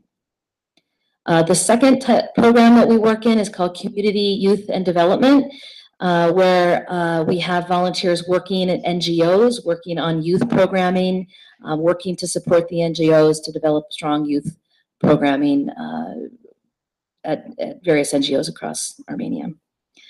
So volunteers also lead other secondary projects with community members. This includes clubs, and they lead camps. They lead activities, which we'll hear about, on topics that vary from English to health. People do running clubs, yoga clubs. We have art clubs and all sorts of different types of activities.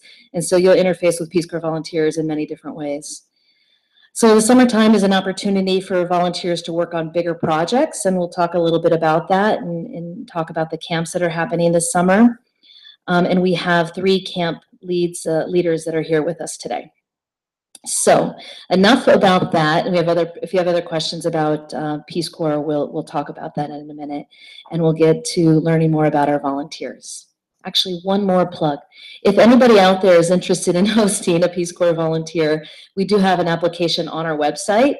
So you're welcome to go to our website, download the application, and you can call some of our staff at the office or program managers that can talk more about the program and about how and what it takes to get a volunteer in your community.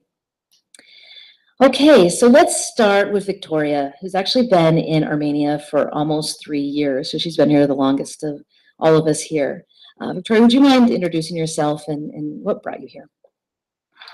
So as you said, my name is Victoria Dakin. I came to Armenia in August of 2014. I've been here since then and will stay until December. I joined Peace Corps to seek an adventure, something new, something out of my comfort zone, to give back with all the privilege I have of being able to come to another country and live here. And it's just been such a beautiful experience for me.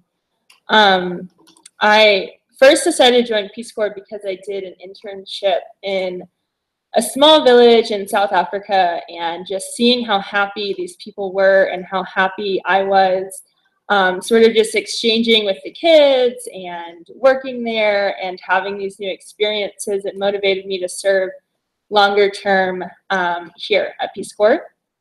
So I applied and I said I would go anywhere. So I didn't choose Armenia, but you could say it chose me, and now I'm here. And so I served for 2 years in Gyumri, and I was a community youth volunteer. So I worked at an NGO in Gyumri. It was called Nor Luis. And we worked at it was a mentoring center for underprivileged girls there, so girls from orphanages or disadvantaged backgrounds. So we provided them a mentor, and so I helped the organization develop its capacity to grow, to get more fundraising and stuff like that. And then within my service, I did other projects such as Girls Leading Our World Camp, which we'll talk about a little bit later, and bigger for me anyways was I co-founded Girls of Armenia Leadership Soccer, which is an NGO in Armenia that I am working at now. So currently I'm serving as a response volunteer in Yerevan in my 3rd year working at Goals, as we call it. Great. How about Mapi, Maria Paula? Hello, everyone. Thank you for coming. So my name is Maria Paula Segura, or you can call me Mapi for short. So I am I'm actually from Colombia. I was born in Bogota, Colombia. I moved to the United States when I was 8 years old and became an American. And after the university, I joined the Peace Corps. And the reason why I joined was much like Victoria, seeking an adventure. But mostly it was being a part of 2 different cultures was really enriching to me.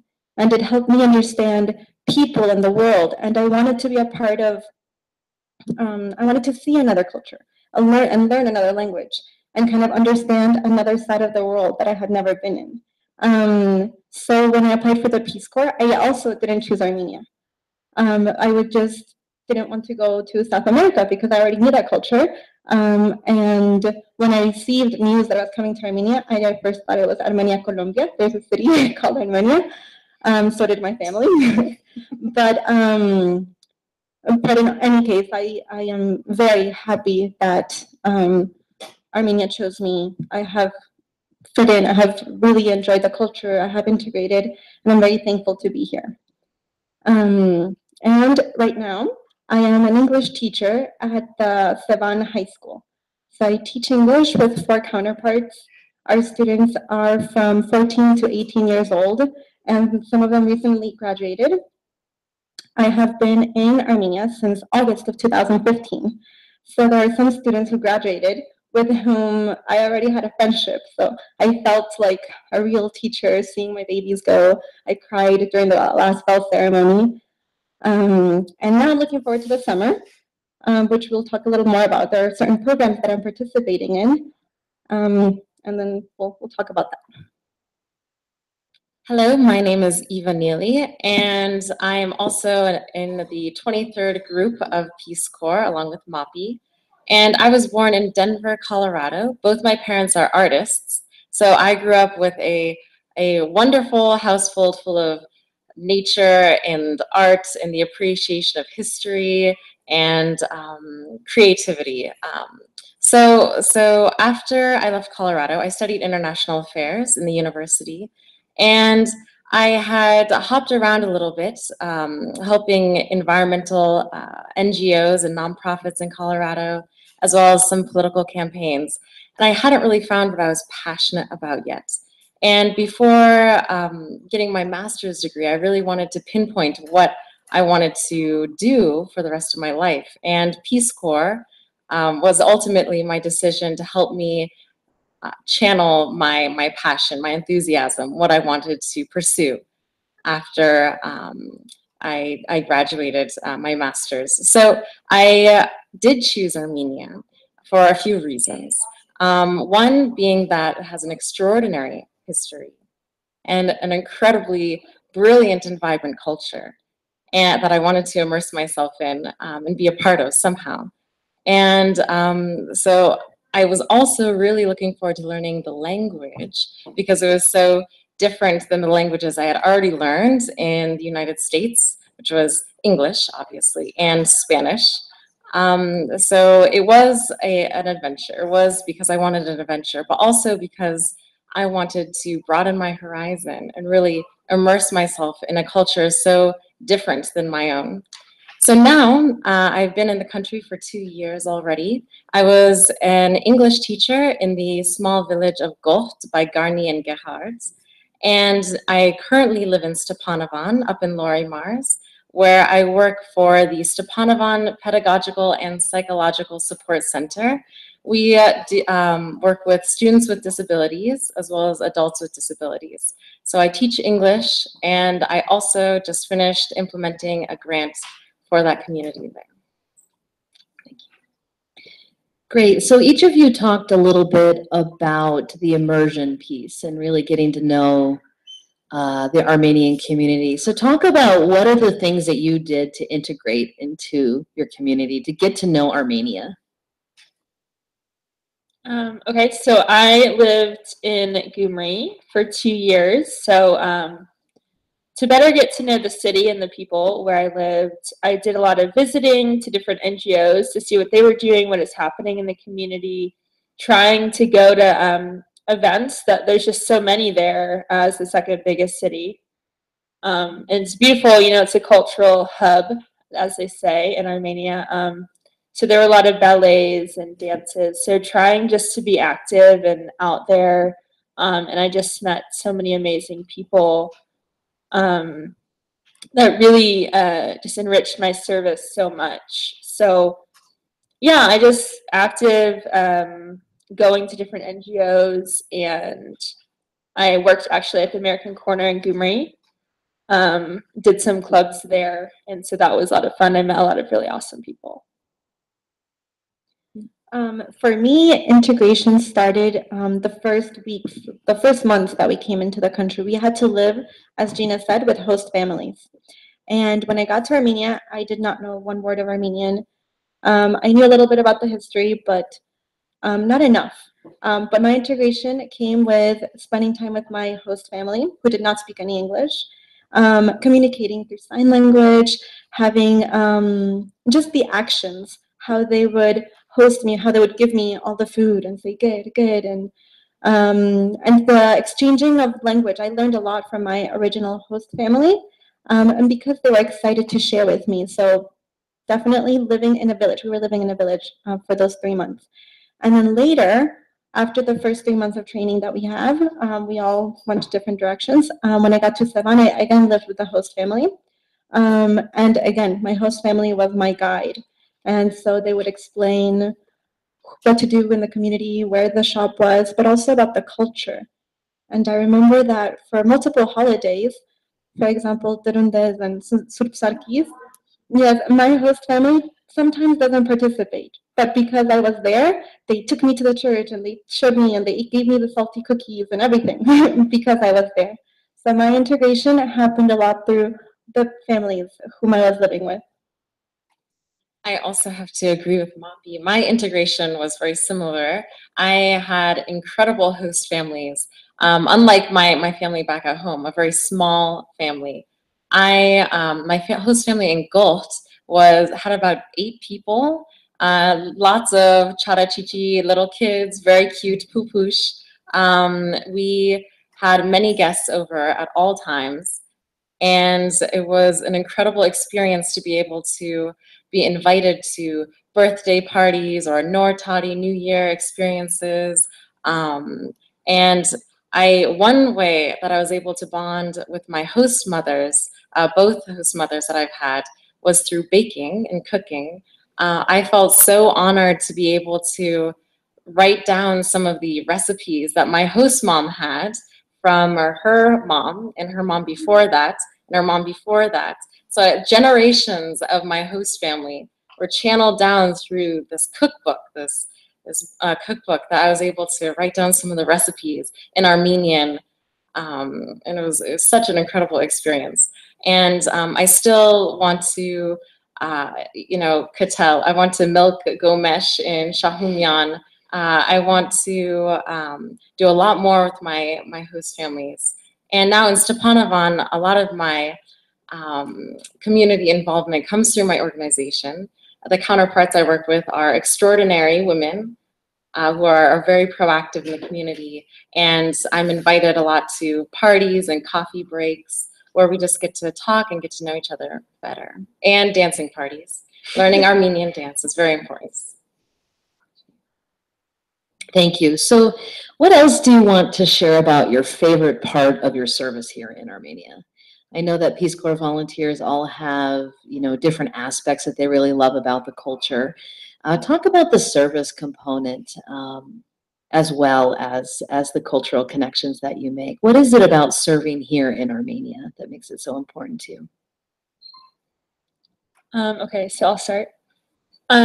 What makes serving in Armenia particularly so amazing and rewarding for me is just all the potential that's here and all the amazing people I've met that are just so motivated. Like I can't even count how many people I've met who learned English through YouTube or who just started an NGO and started working because they were passionate about it. And it's that component of Armenia that is so beautiful to me, all these sort of innovative and creative individuals that I just meet, and at some point I'm like, well, there can't be more. Like I've met so many, but it ceases still to amaze me how many people really there are in Armenia and how much potential they have. And so I just want to give as much of myself as I can to help as I can with what I know, what skills I can bring. And so I would say it's that aspect for me that makes serving in Armenia special. So I want to jump off of that because for me, also my favorite part of Armenia are the people.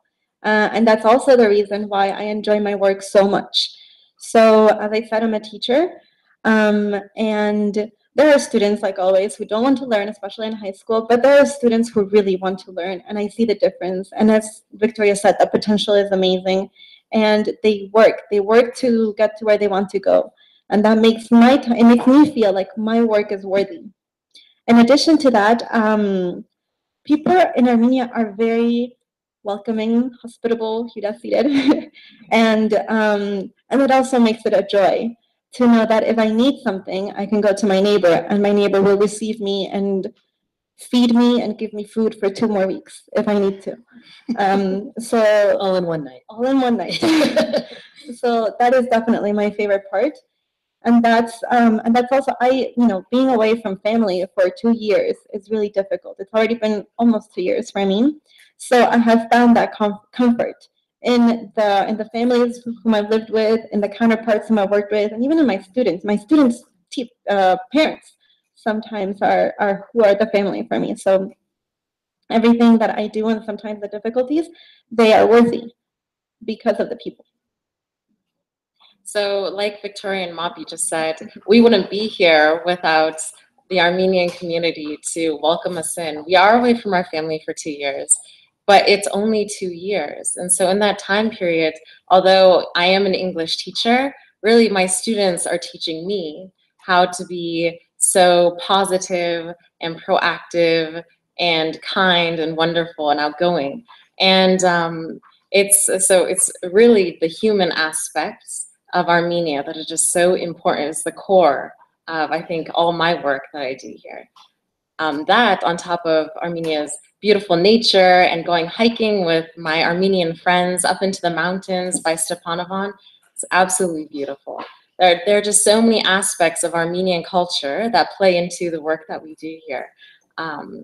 Just admiring and appreciating the history and the hard work and the difficulties that a lot of Armenians have to go through, appreciating that, and then taking that one step further and saying, what can we do next? What can we do more to help our community, to help reach, I guess, inclusion and unity. And so it's really an incredible experience, and I'm very honored. I want to add to my favorite things, the food. The Armenian food. I'm vegetarian, so I don't eat any meat or any animals. But the food, like the fruit, the vegetables, the basut stolma, I think that I really enjoyed that in Armenia, more than I should. So, Eva, you mentioned how you're away from your family, and there's other challenges here. You know, you're away from home for 2 years. You're experiencing a new culture, experiencing new types of work environments. So there's lots of challenges that come with serving in another country. What are your biggest challenges in your service? Either now or were, I guess. Okay, so I said that I'm from Colombia, right? And I moved to the United States. When I moved to the United States, I moved to Florida, and I live very close to Miami. And now here in Armenia, I live in Yerevan, and Yerevan is really, really cold, and Miami is not. And to be honest, that has been one of the biggest challenges I have faced, simply because the cold really affects how you feel and what you do and your mood. Sometimes I didn't leave my house in December because it was cold and I didn't feel like talking to anybody. So that is something that I had to overcome in order to do my work. I didn't want to go to school, no, but I did. So that's a big challenge. And then, as we spoke before, the 2 years of being away from our loved ones, like for me, that was also something that was really important. Being close to my family is really important. So it has been difficult. It continues to be difficult to be away from my family. So I'm going to go off what Mapi said also. I'm also from Florida, so there's 2 of us. And Florida is known as the Sunshine State. So there's sun. I never knew that it meant so much to me that there was sun all the time. So coming here, I moved to Gyumri in November, and there was no sun, I think, for a month. And that was just so hard. It was like I moved to this new city and I didn't know anyone. There was no sun and it was cold. It was my first winter ever was here in Armenia. Luckily, it was not this past winter, which was rough. But yeah, so the weather was hard. There were times when the language barrier was very hard. So now I can communicate and I feel good in my Armenian. I feel comfortable. But when I first got here, it would be like going to the bank and I need to pay for my water or my gas or something. It's like, I don't know these words. What do I say? And no one knew what I was saying. It's just confusing. And so at times it can be just overwhelming. You're just so much you don't know. But then it would be like I would go home and there was coffee and fruit and, what else could you want? So I think, yeah, the weather and the language and, of course, being away from family and my puppy that I miss. And my brother and sister are little, so, I miss seeing them grow up for sure. But it's been worth it, for sure. So I also have to agree. The winter was unexpectedly cold, especially this past winter. And with that came some isolation. It was hard being able to see my Armenian friends, my American friends. It was hard to even leave my apartment, like Mapi said. So the winter is difficult because it was long. Also, language communication has been challenging. I've been here for 2 years, so my Armenian is good, but my accent must be terrible because sometimes I speak and I speak for a long time, and then the person I talk who is listening to me like pauses. It's like, I'm sorry, I don't speak English, but I was like, I just said that in Armenian. Oh no! So the language can be a little difficult, and with that, I think being a young woman here is a little challenging occasionally, especially in regards to respect and credibility in my community. And I think on top of that, I have noticed a challenge of reminding myself and the people around me that there's hope for a better future and for a better work environment. There's hope even when it's really cold. The sun will come out tomorrow. I know that's very cheesy, but it's true. So certainly real challenges. The Armenian winter is a tough one, and isolation, being away from family, is something that a lot of volunteers face every day. And still, volunteers choose to come and serve, and they leave here loving it. And there's something special about service, and that it does change you in some ways. So I'd like to ask you all, what are the ways that Peace Corps has impacted your life and changed your life up to this point? I'll start. So it has changed me completely. If I were to reflect upon myself before, who I was before I came to the Peace Corps, I was a completely different person. And I've changed for the better, in my opinion, in Kartsiko. I am more patient and understanding, even when, like I said before, there are communication barriers. I understand that's a problem. So you work around it. I've become much more resilient to the problems that I thought were so difficult when I had first arrived. And that is probably the biggest change that I've faced in the recent years being here. And I forgot to mention, and like Gina said, we love it by the time we leave. I forgot to mention I'm extending because I don't want to leave. And I hope to change more with every day and every week that I spend here. Yeah, much like Eva, I've also found myself to be much more patient in everything, in the work that I do, or even just waiting in line to pay my water. People go across, I'm patient. I'm also have become more confident in myself. I have gone through, the winters in Savan. I have gone through many different activities. There was one project that we walked for like 200 kilometers in one summer all through Armenia, and I doubted that I could do it, but I succeeded. I learned the language. So there's many things that I didn't know I could do that I have achieved. So this makes me feel more confident in myself, and it makes me feel like, if I set a goal and I want it, then I can. I just need to want it enough. So that's definitely been reinforced in me. Additionally, I've become more resourceful. Like when there's no chalk in the classroom, you just come up with ways to explain the lesson, and that's just one example. And I've become much more understanding because I didn't know much about Armenia. There were a few stereotypes, but now that I'm here, I understand the people. I know why the personalities are the way they are. And I hope that also people receive that from us. So I've also become more communicative. But the most important, definitely understanding.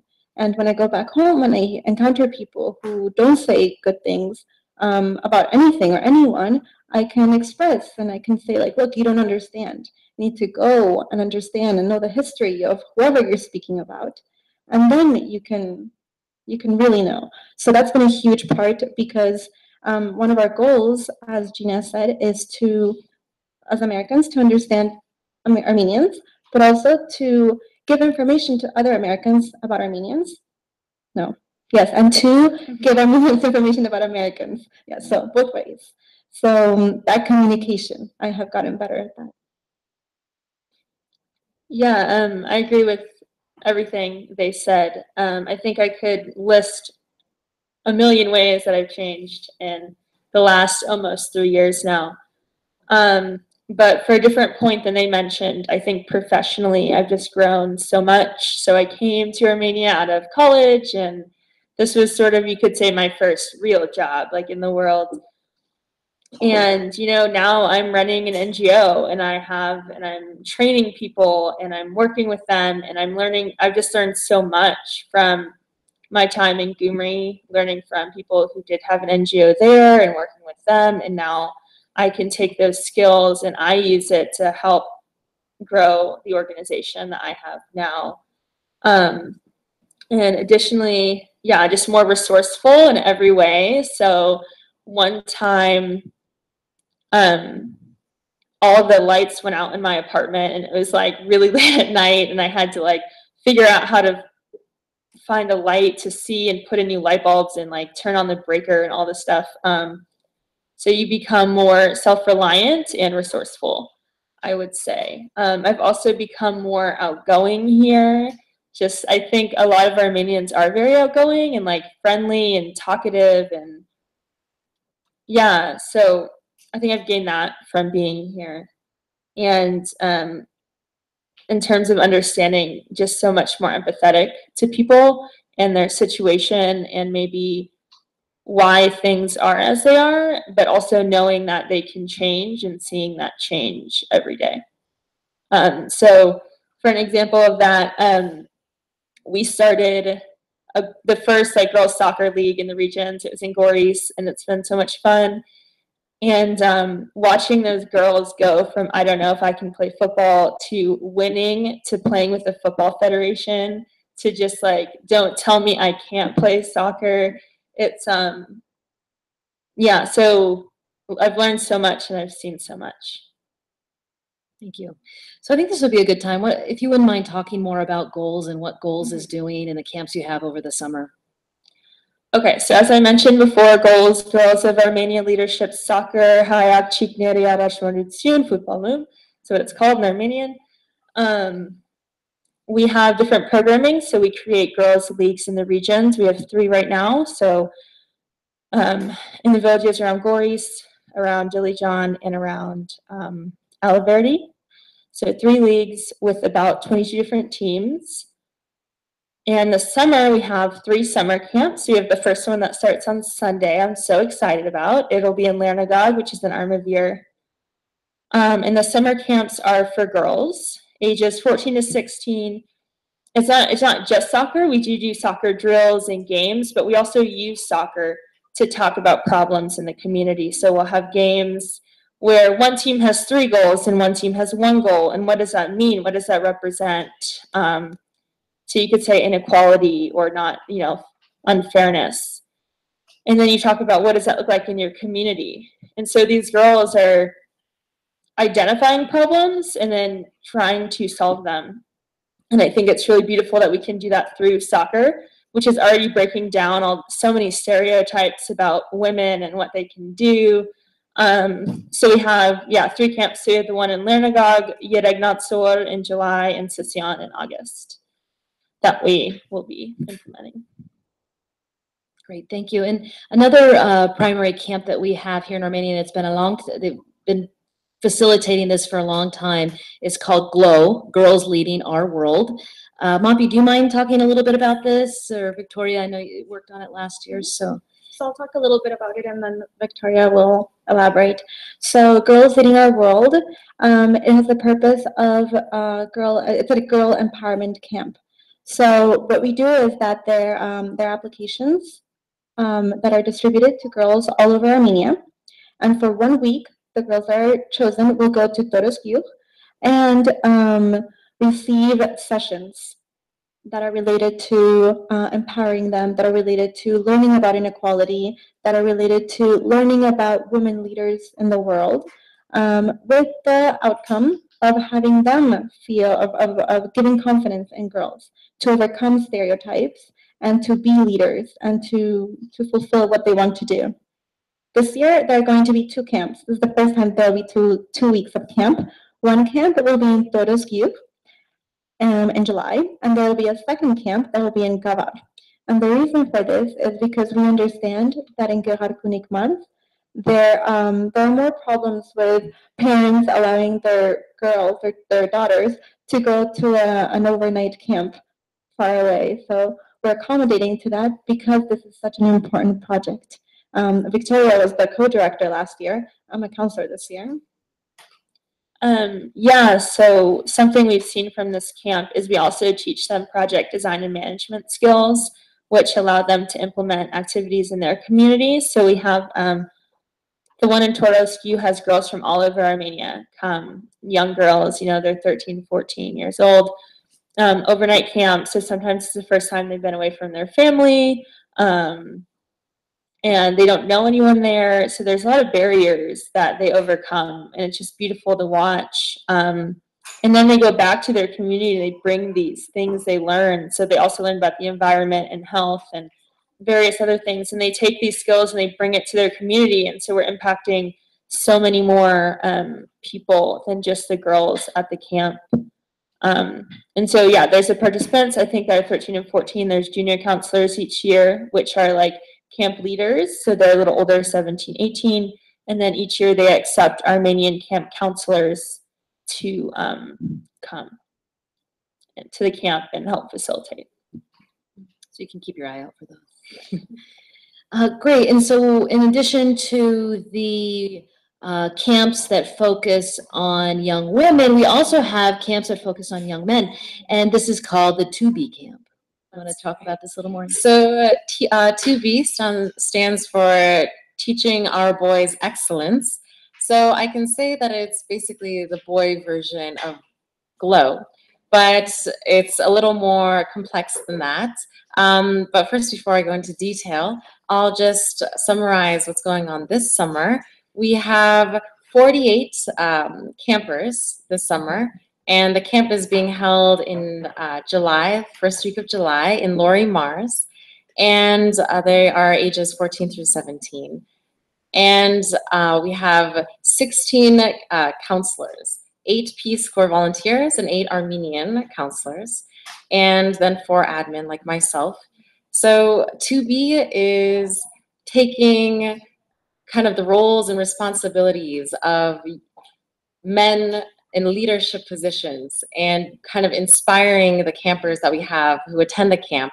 We have each day devoted to a particular topic, for example, civic engagement, which includes volunteerism, environment, etc. We also have health, like nutrition, and physical education, so fitness, and how to instill that on a daily basis among these campers. We also have leadership and entrepreneurship, and we have non-smoking and anti-drinking and gender equality and sexual education and PDM, which is project design and management. So in 1 week, we are really trying to instill these core values of just how to be a proactive member of a community with these boys, and on top of playing football and a bunch of other physically active games. And it's a really, really incredible and inspirational camp. It's happened a couple of years already, and we actually have campers who are now counselors in this year's camp. So it's really inspirational to see how it affects them and how 1 week in the weeks and years of someone's life, 1 week can make such an impact and inspire them. If I could just mention one thing, sort of related to the camps, but also just about volunteering generally. I've seen from the people who've come to these camps or who have volunteered at these camps, just as I've changed, they've also changed. And I've seen so many people go on to Flex in America and study, go on to AUA, go on to work at NGOs. And so I just think that's one of these things that is why volunteering is incredible, because it gives you these opportunities professionally and individually. So I just want to do a plug for volunteering. Thank you. Absolutely. And in my experience in Moldova, I did I was the counselor a couple times at the Glow Camp 15 years ago. And then we called it, well, it was the 2B camp as well. And I would see people on the street as I visited Moldova in the last years who are leading NGOs doing this amazing stuff. So it's great to see how those camps really influence people as well as me and many years later, and just knowing that you make those connections with people in a very short time period. Next, let's talk about the Grow Camp, which is a fairly new initiative. Okay, so there are two more PCVs along with me who are leading the Grow Camp. GROW stands for Greening and Renewing Our World. So the purpose of this camp is to promote environmentally positive behavior. So it is important to understand for us and GROW, it's important to understand how the environment affects us all and how much impact we have on the environment. So because of that, we have created a camp. It started last year. This is our second year. We have started this camp. This year we have partnered with the Armenian Tree Project, ATP, and the camp is a 5-day camp that we will have in 5 different places. So there'll be 5 weeks, and in each week will be a different site. We're going to be in Margahovit in July, as well as Goris, Kapan, and then in August we will be in Tzorakap and Yerevan. And so the purpose is to reach children who are from 8 to 15 years old from these communities and do activities with them, such as exploring the rivers, the waters, bird watching, talking about waste management. There's a day we have a trash pickup. And in this way, people can understand and have a respect and a love for their community and their environment, and understand how everything is affected, how the environment is affected by what humans do. If you would like more information about this, we have you can go to generosity.com, and there we have a whole page, and we're fundraising for growth. Great, thank you. And right now, as we speak, there are volunteers walking across Armenia in 3 different groups. It's called Border to Border. Mapi, you said you did it last year. You did it too? Yes. And you did it too, okay. Oh, excellent. So this is a project that Armenians and Peace Corps volunteers walk across Armenia and stop at different schools and do different programming along the way. And it's a way to get exposure to volunteering and to service learning and to meet different schools and students. Do you want to talk a little bit more about it, if you have any experience with that? Sure. So I was a program manager for Border to Border 2 years ago now, a while ago. Yeah, but it's just a really fun program. So I walked from the border of Iran to Yerevan, so the middle of the country, and another team walks from the border of Georgia to Yerevan, and you meet in the middle. And it's 21 days, and you teach at these rural schools along the way different topics. I'm not sure what the topics are this year, but when I did it, it was anti-smoking, health, like nutrition, gender equality, conflict resolution, etc. And it was just the most incredible experience. And I do know there are more Armenian walkers now than Americans. So if anyone's interested, you can definitely look into maybe next year walking with them. If you're ever interested in walking across Armenia. Yeah, and to add quickly on top of that, we have websites for basically every single project and camp. And we have a gender equality website, we have goals website, we have a border to border website, we have websites for everything. So you can find us hopefully pretty easy. And to add a little bit more onto the border to border experience, it was life-changing. And we were able to reach so many small isolated communities that were not normally reached by Americans or outsiders. And it was absolutely, beautiful. It was incredible to share these experiences, these brief moments with these kids from these small schools, and teach them about dental hygiene and play health and fitness games and nutrition games. It was absolutely incredible.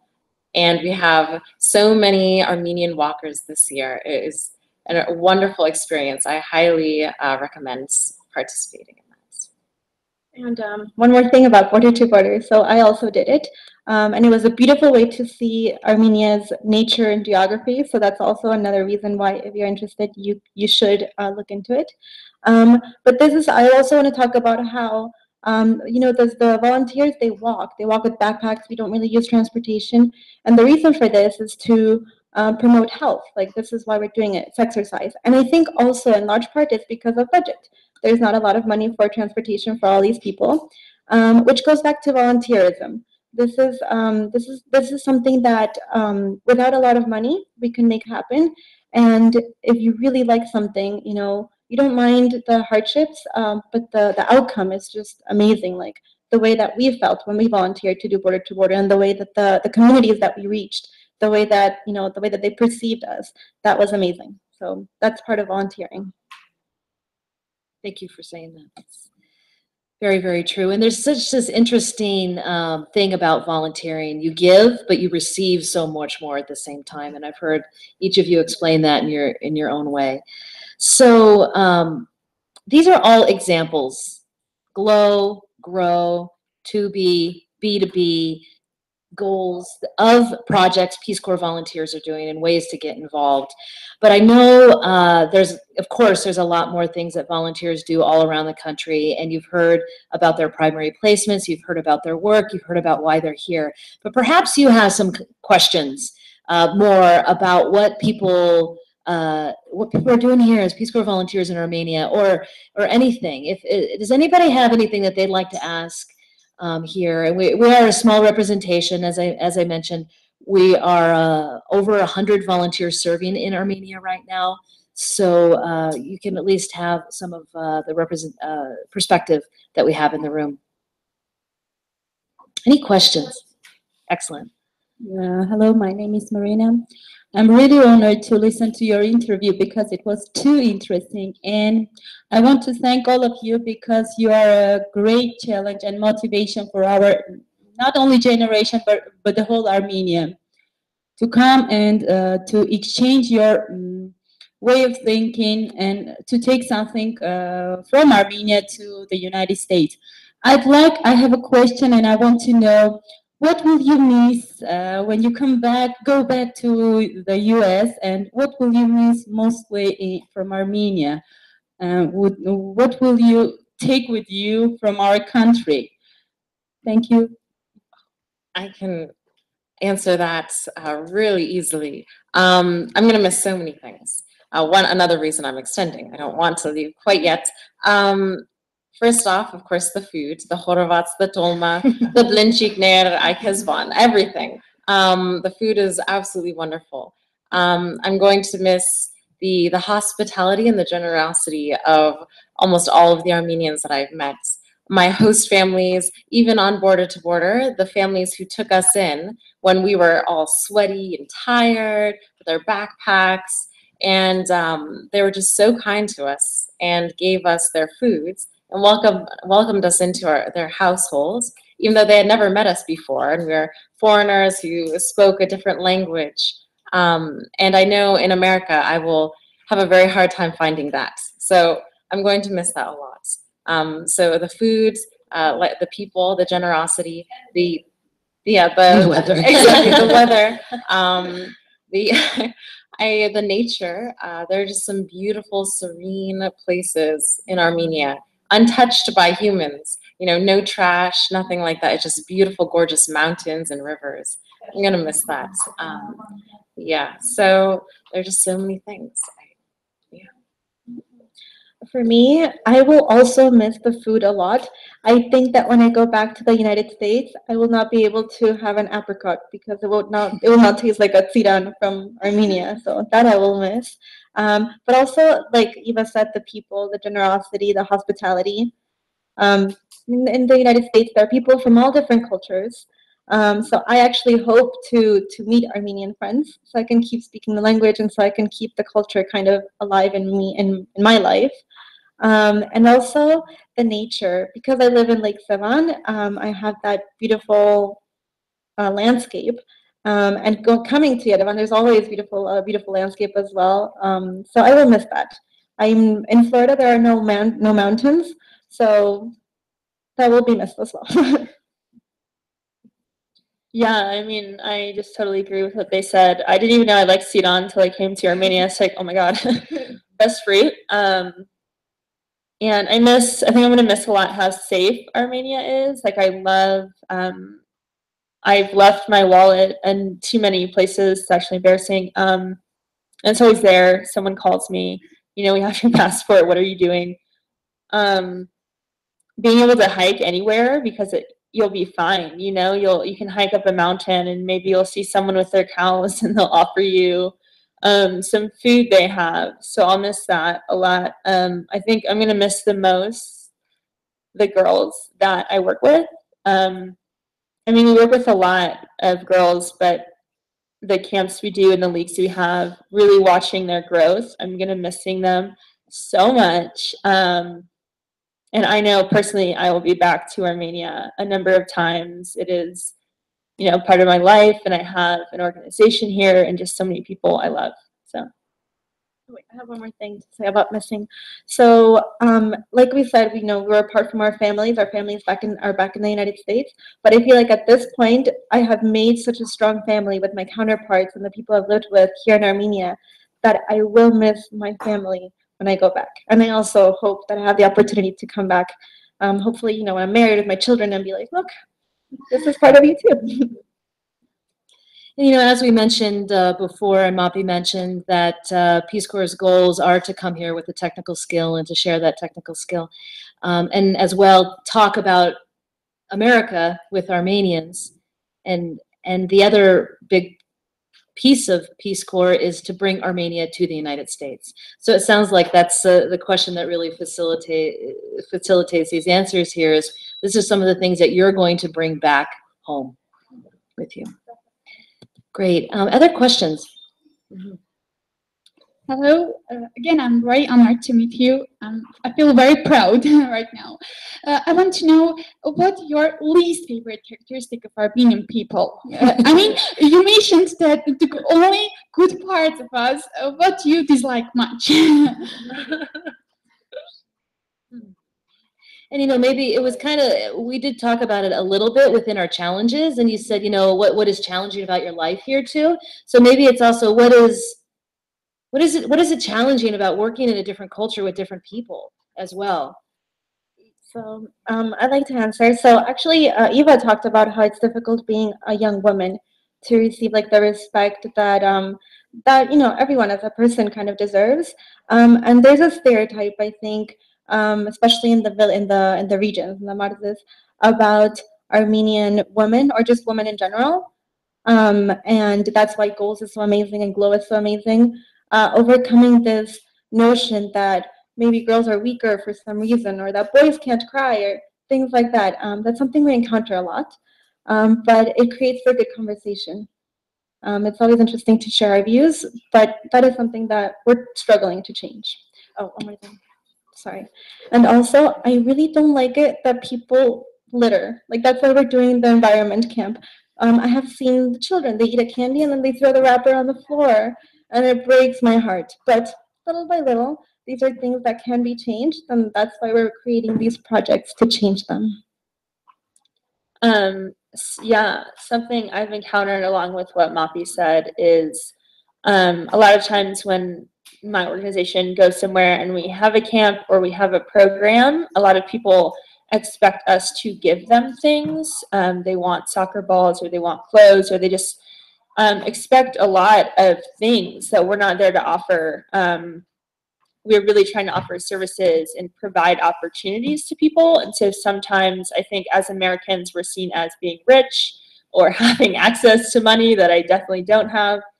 And so sometimes that can be very difficult. But then at the same time, I meet a lot of people who are just happy that we're there at all. So it's a mixed bag with that.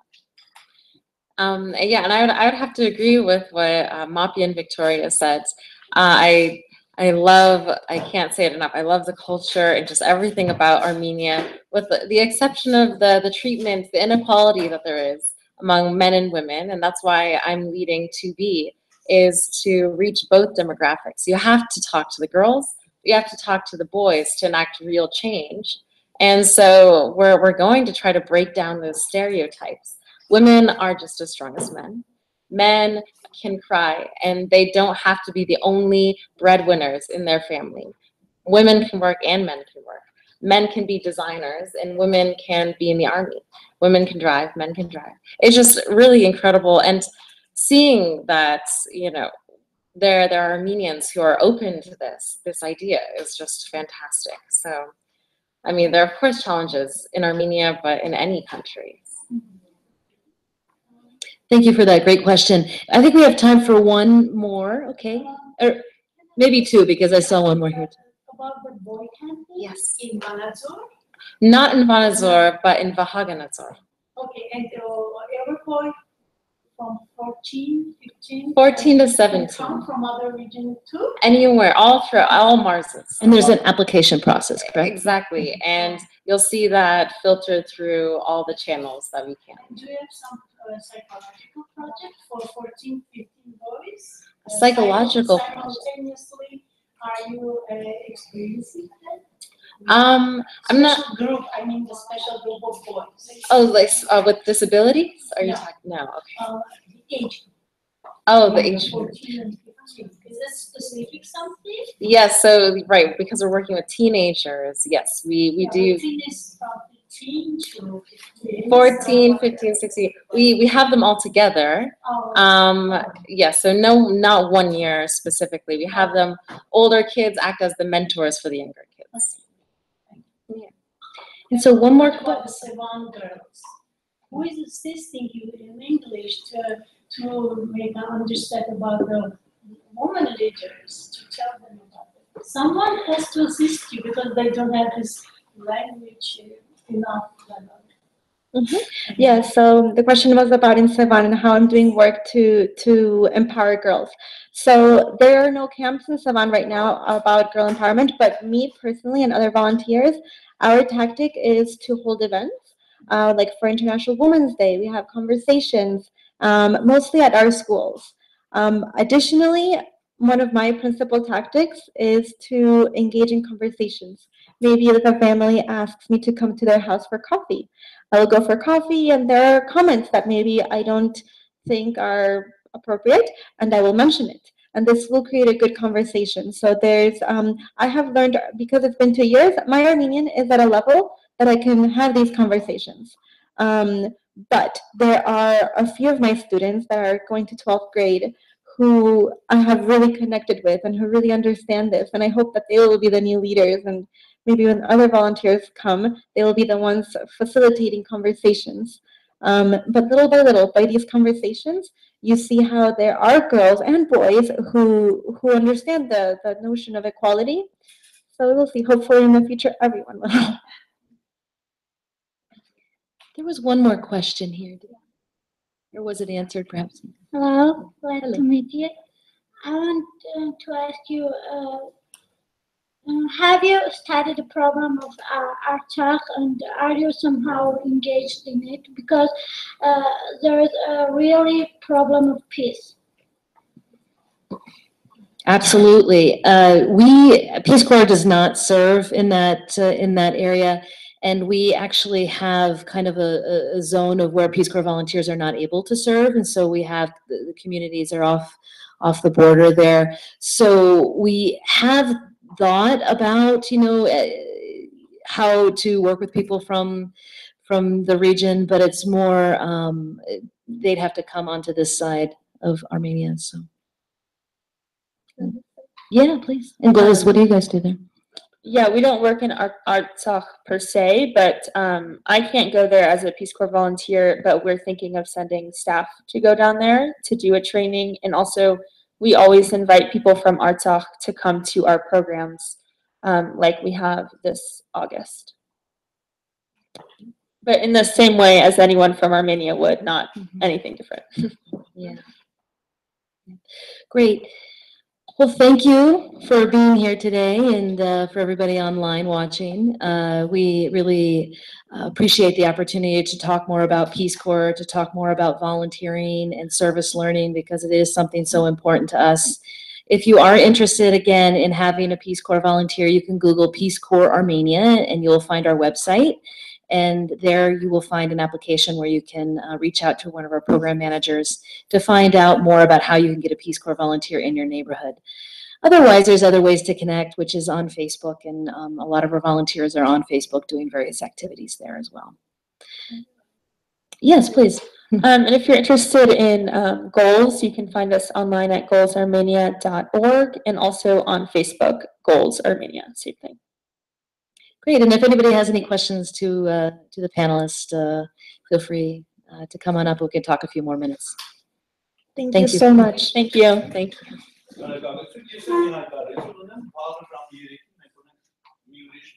Please come join, make a call tomorrow at 3. We have another podcast that actually you can watch and listen podcast on the Megan College webpage and on podcast.megancollege.ai. Okay? Hope to see you tomorrow also at 3. Thank you.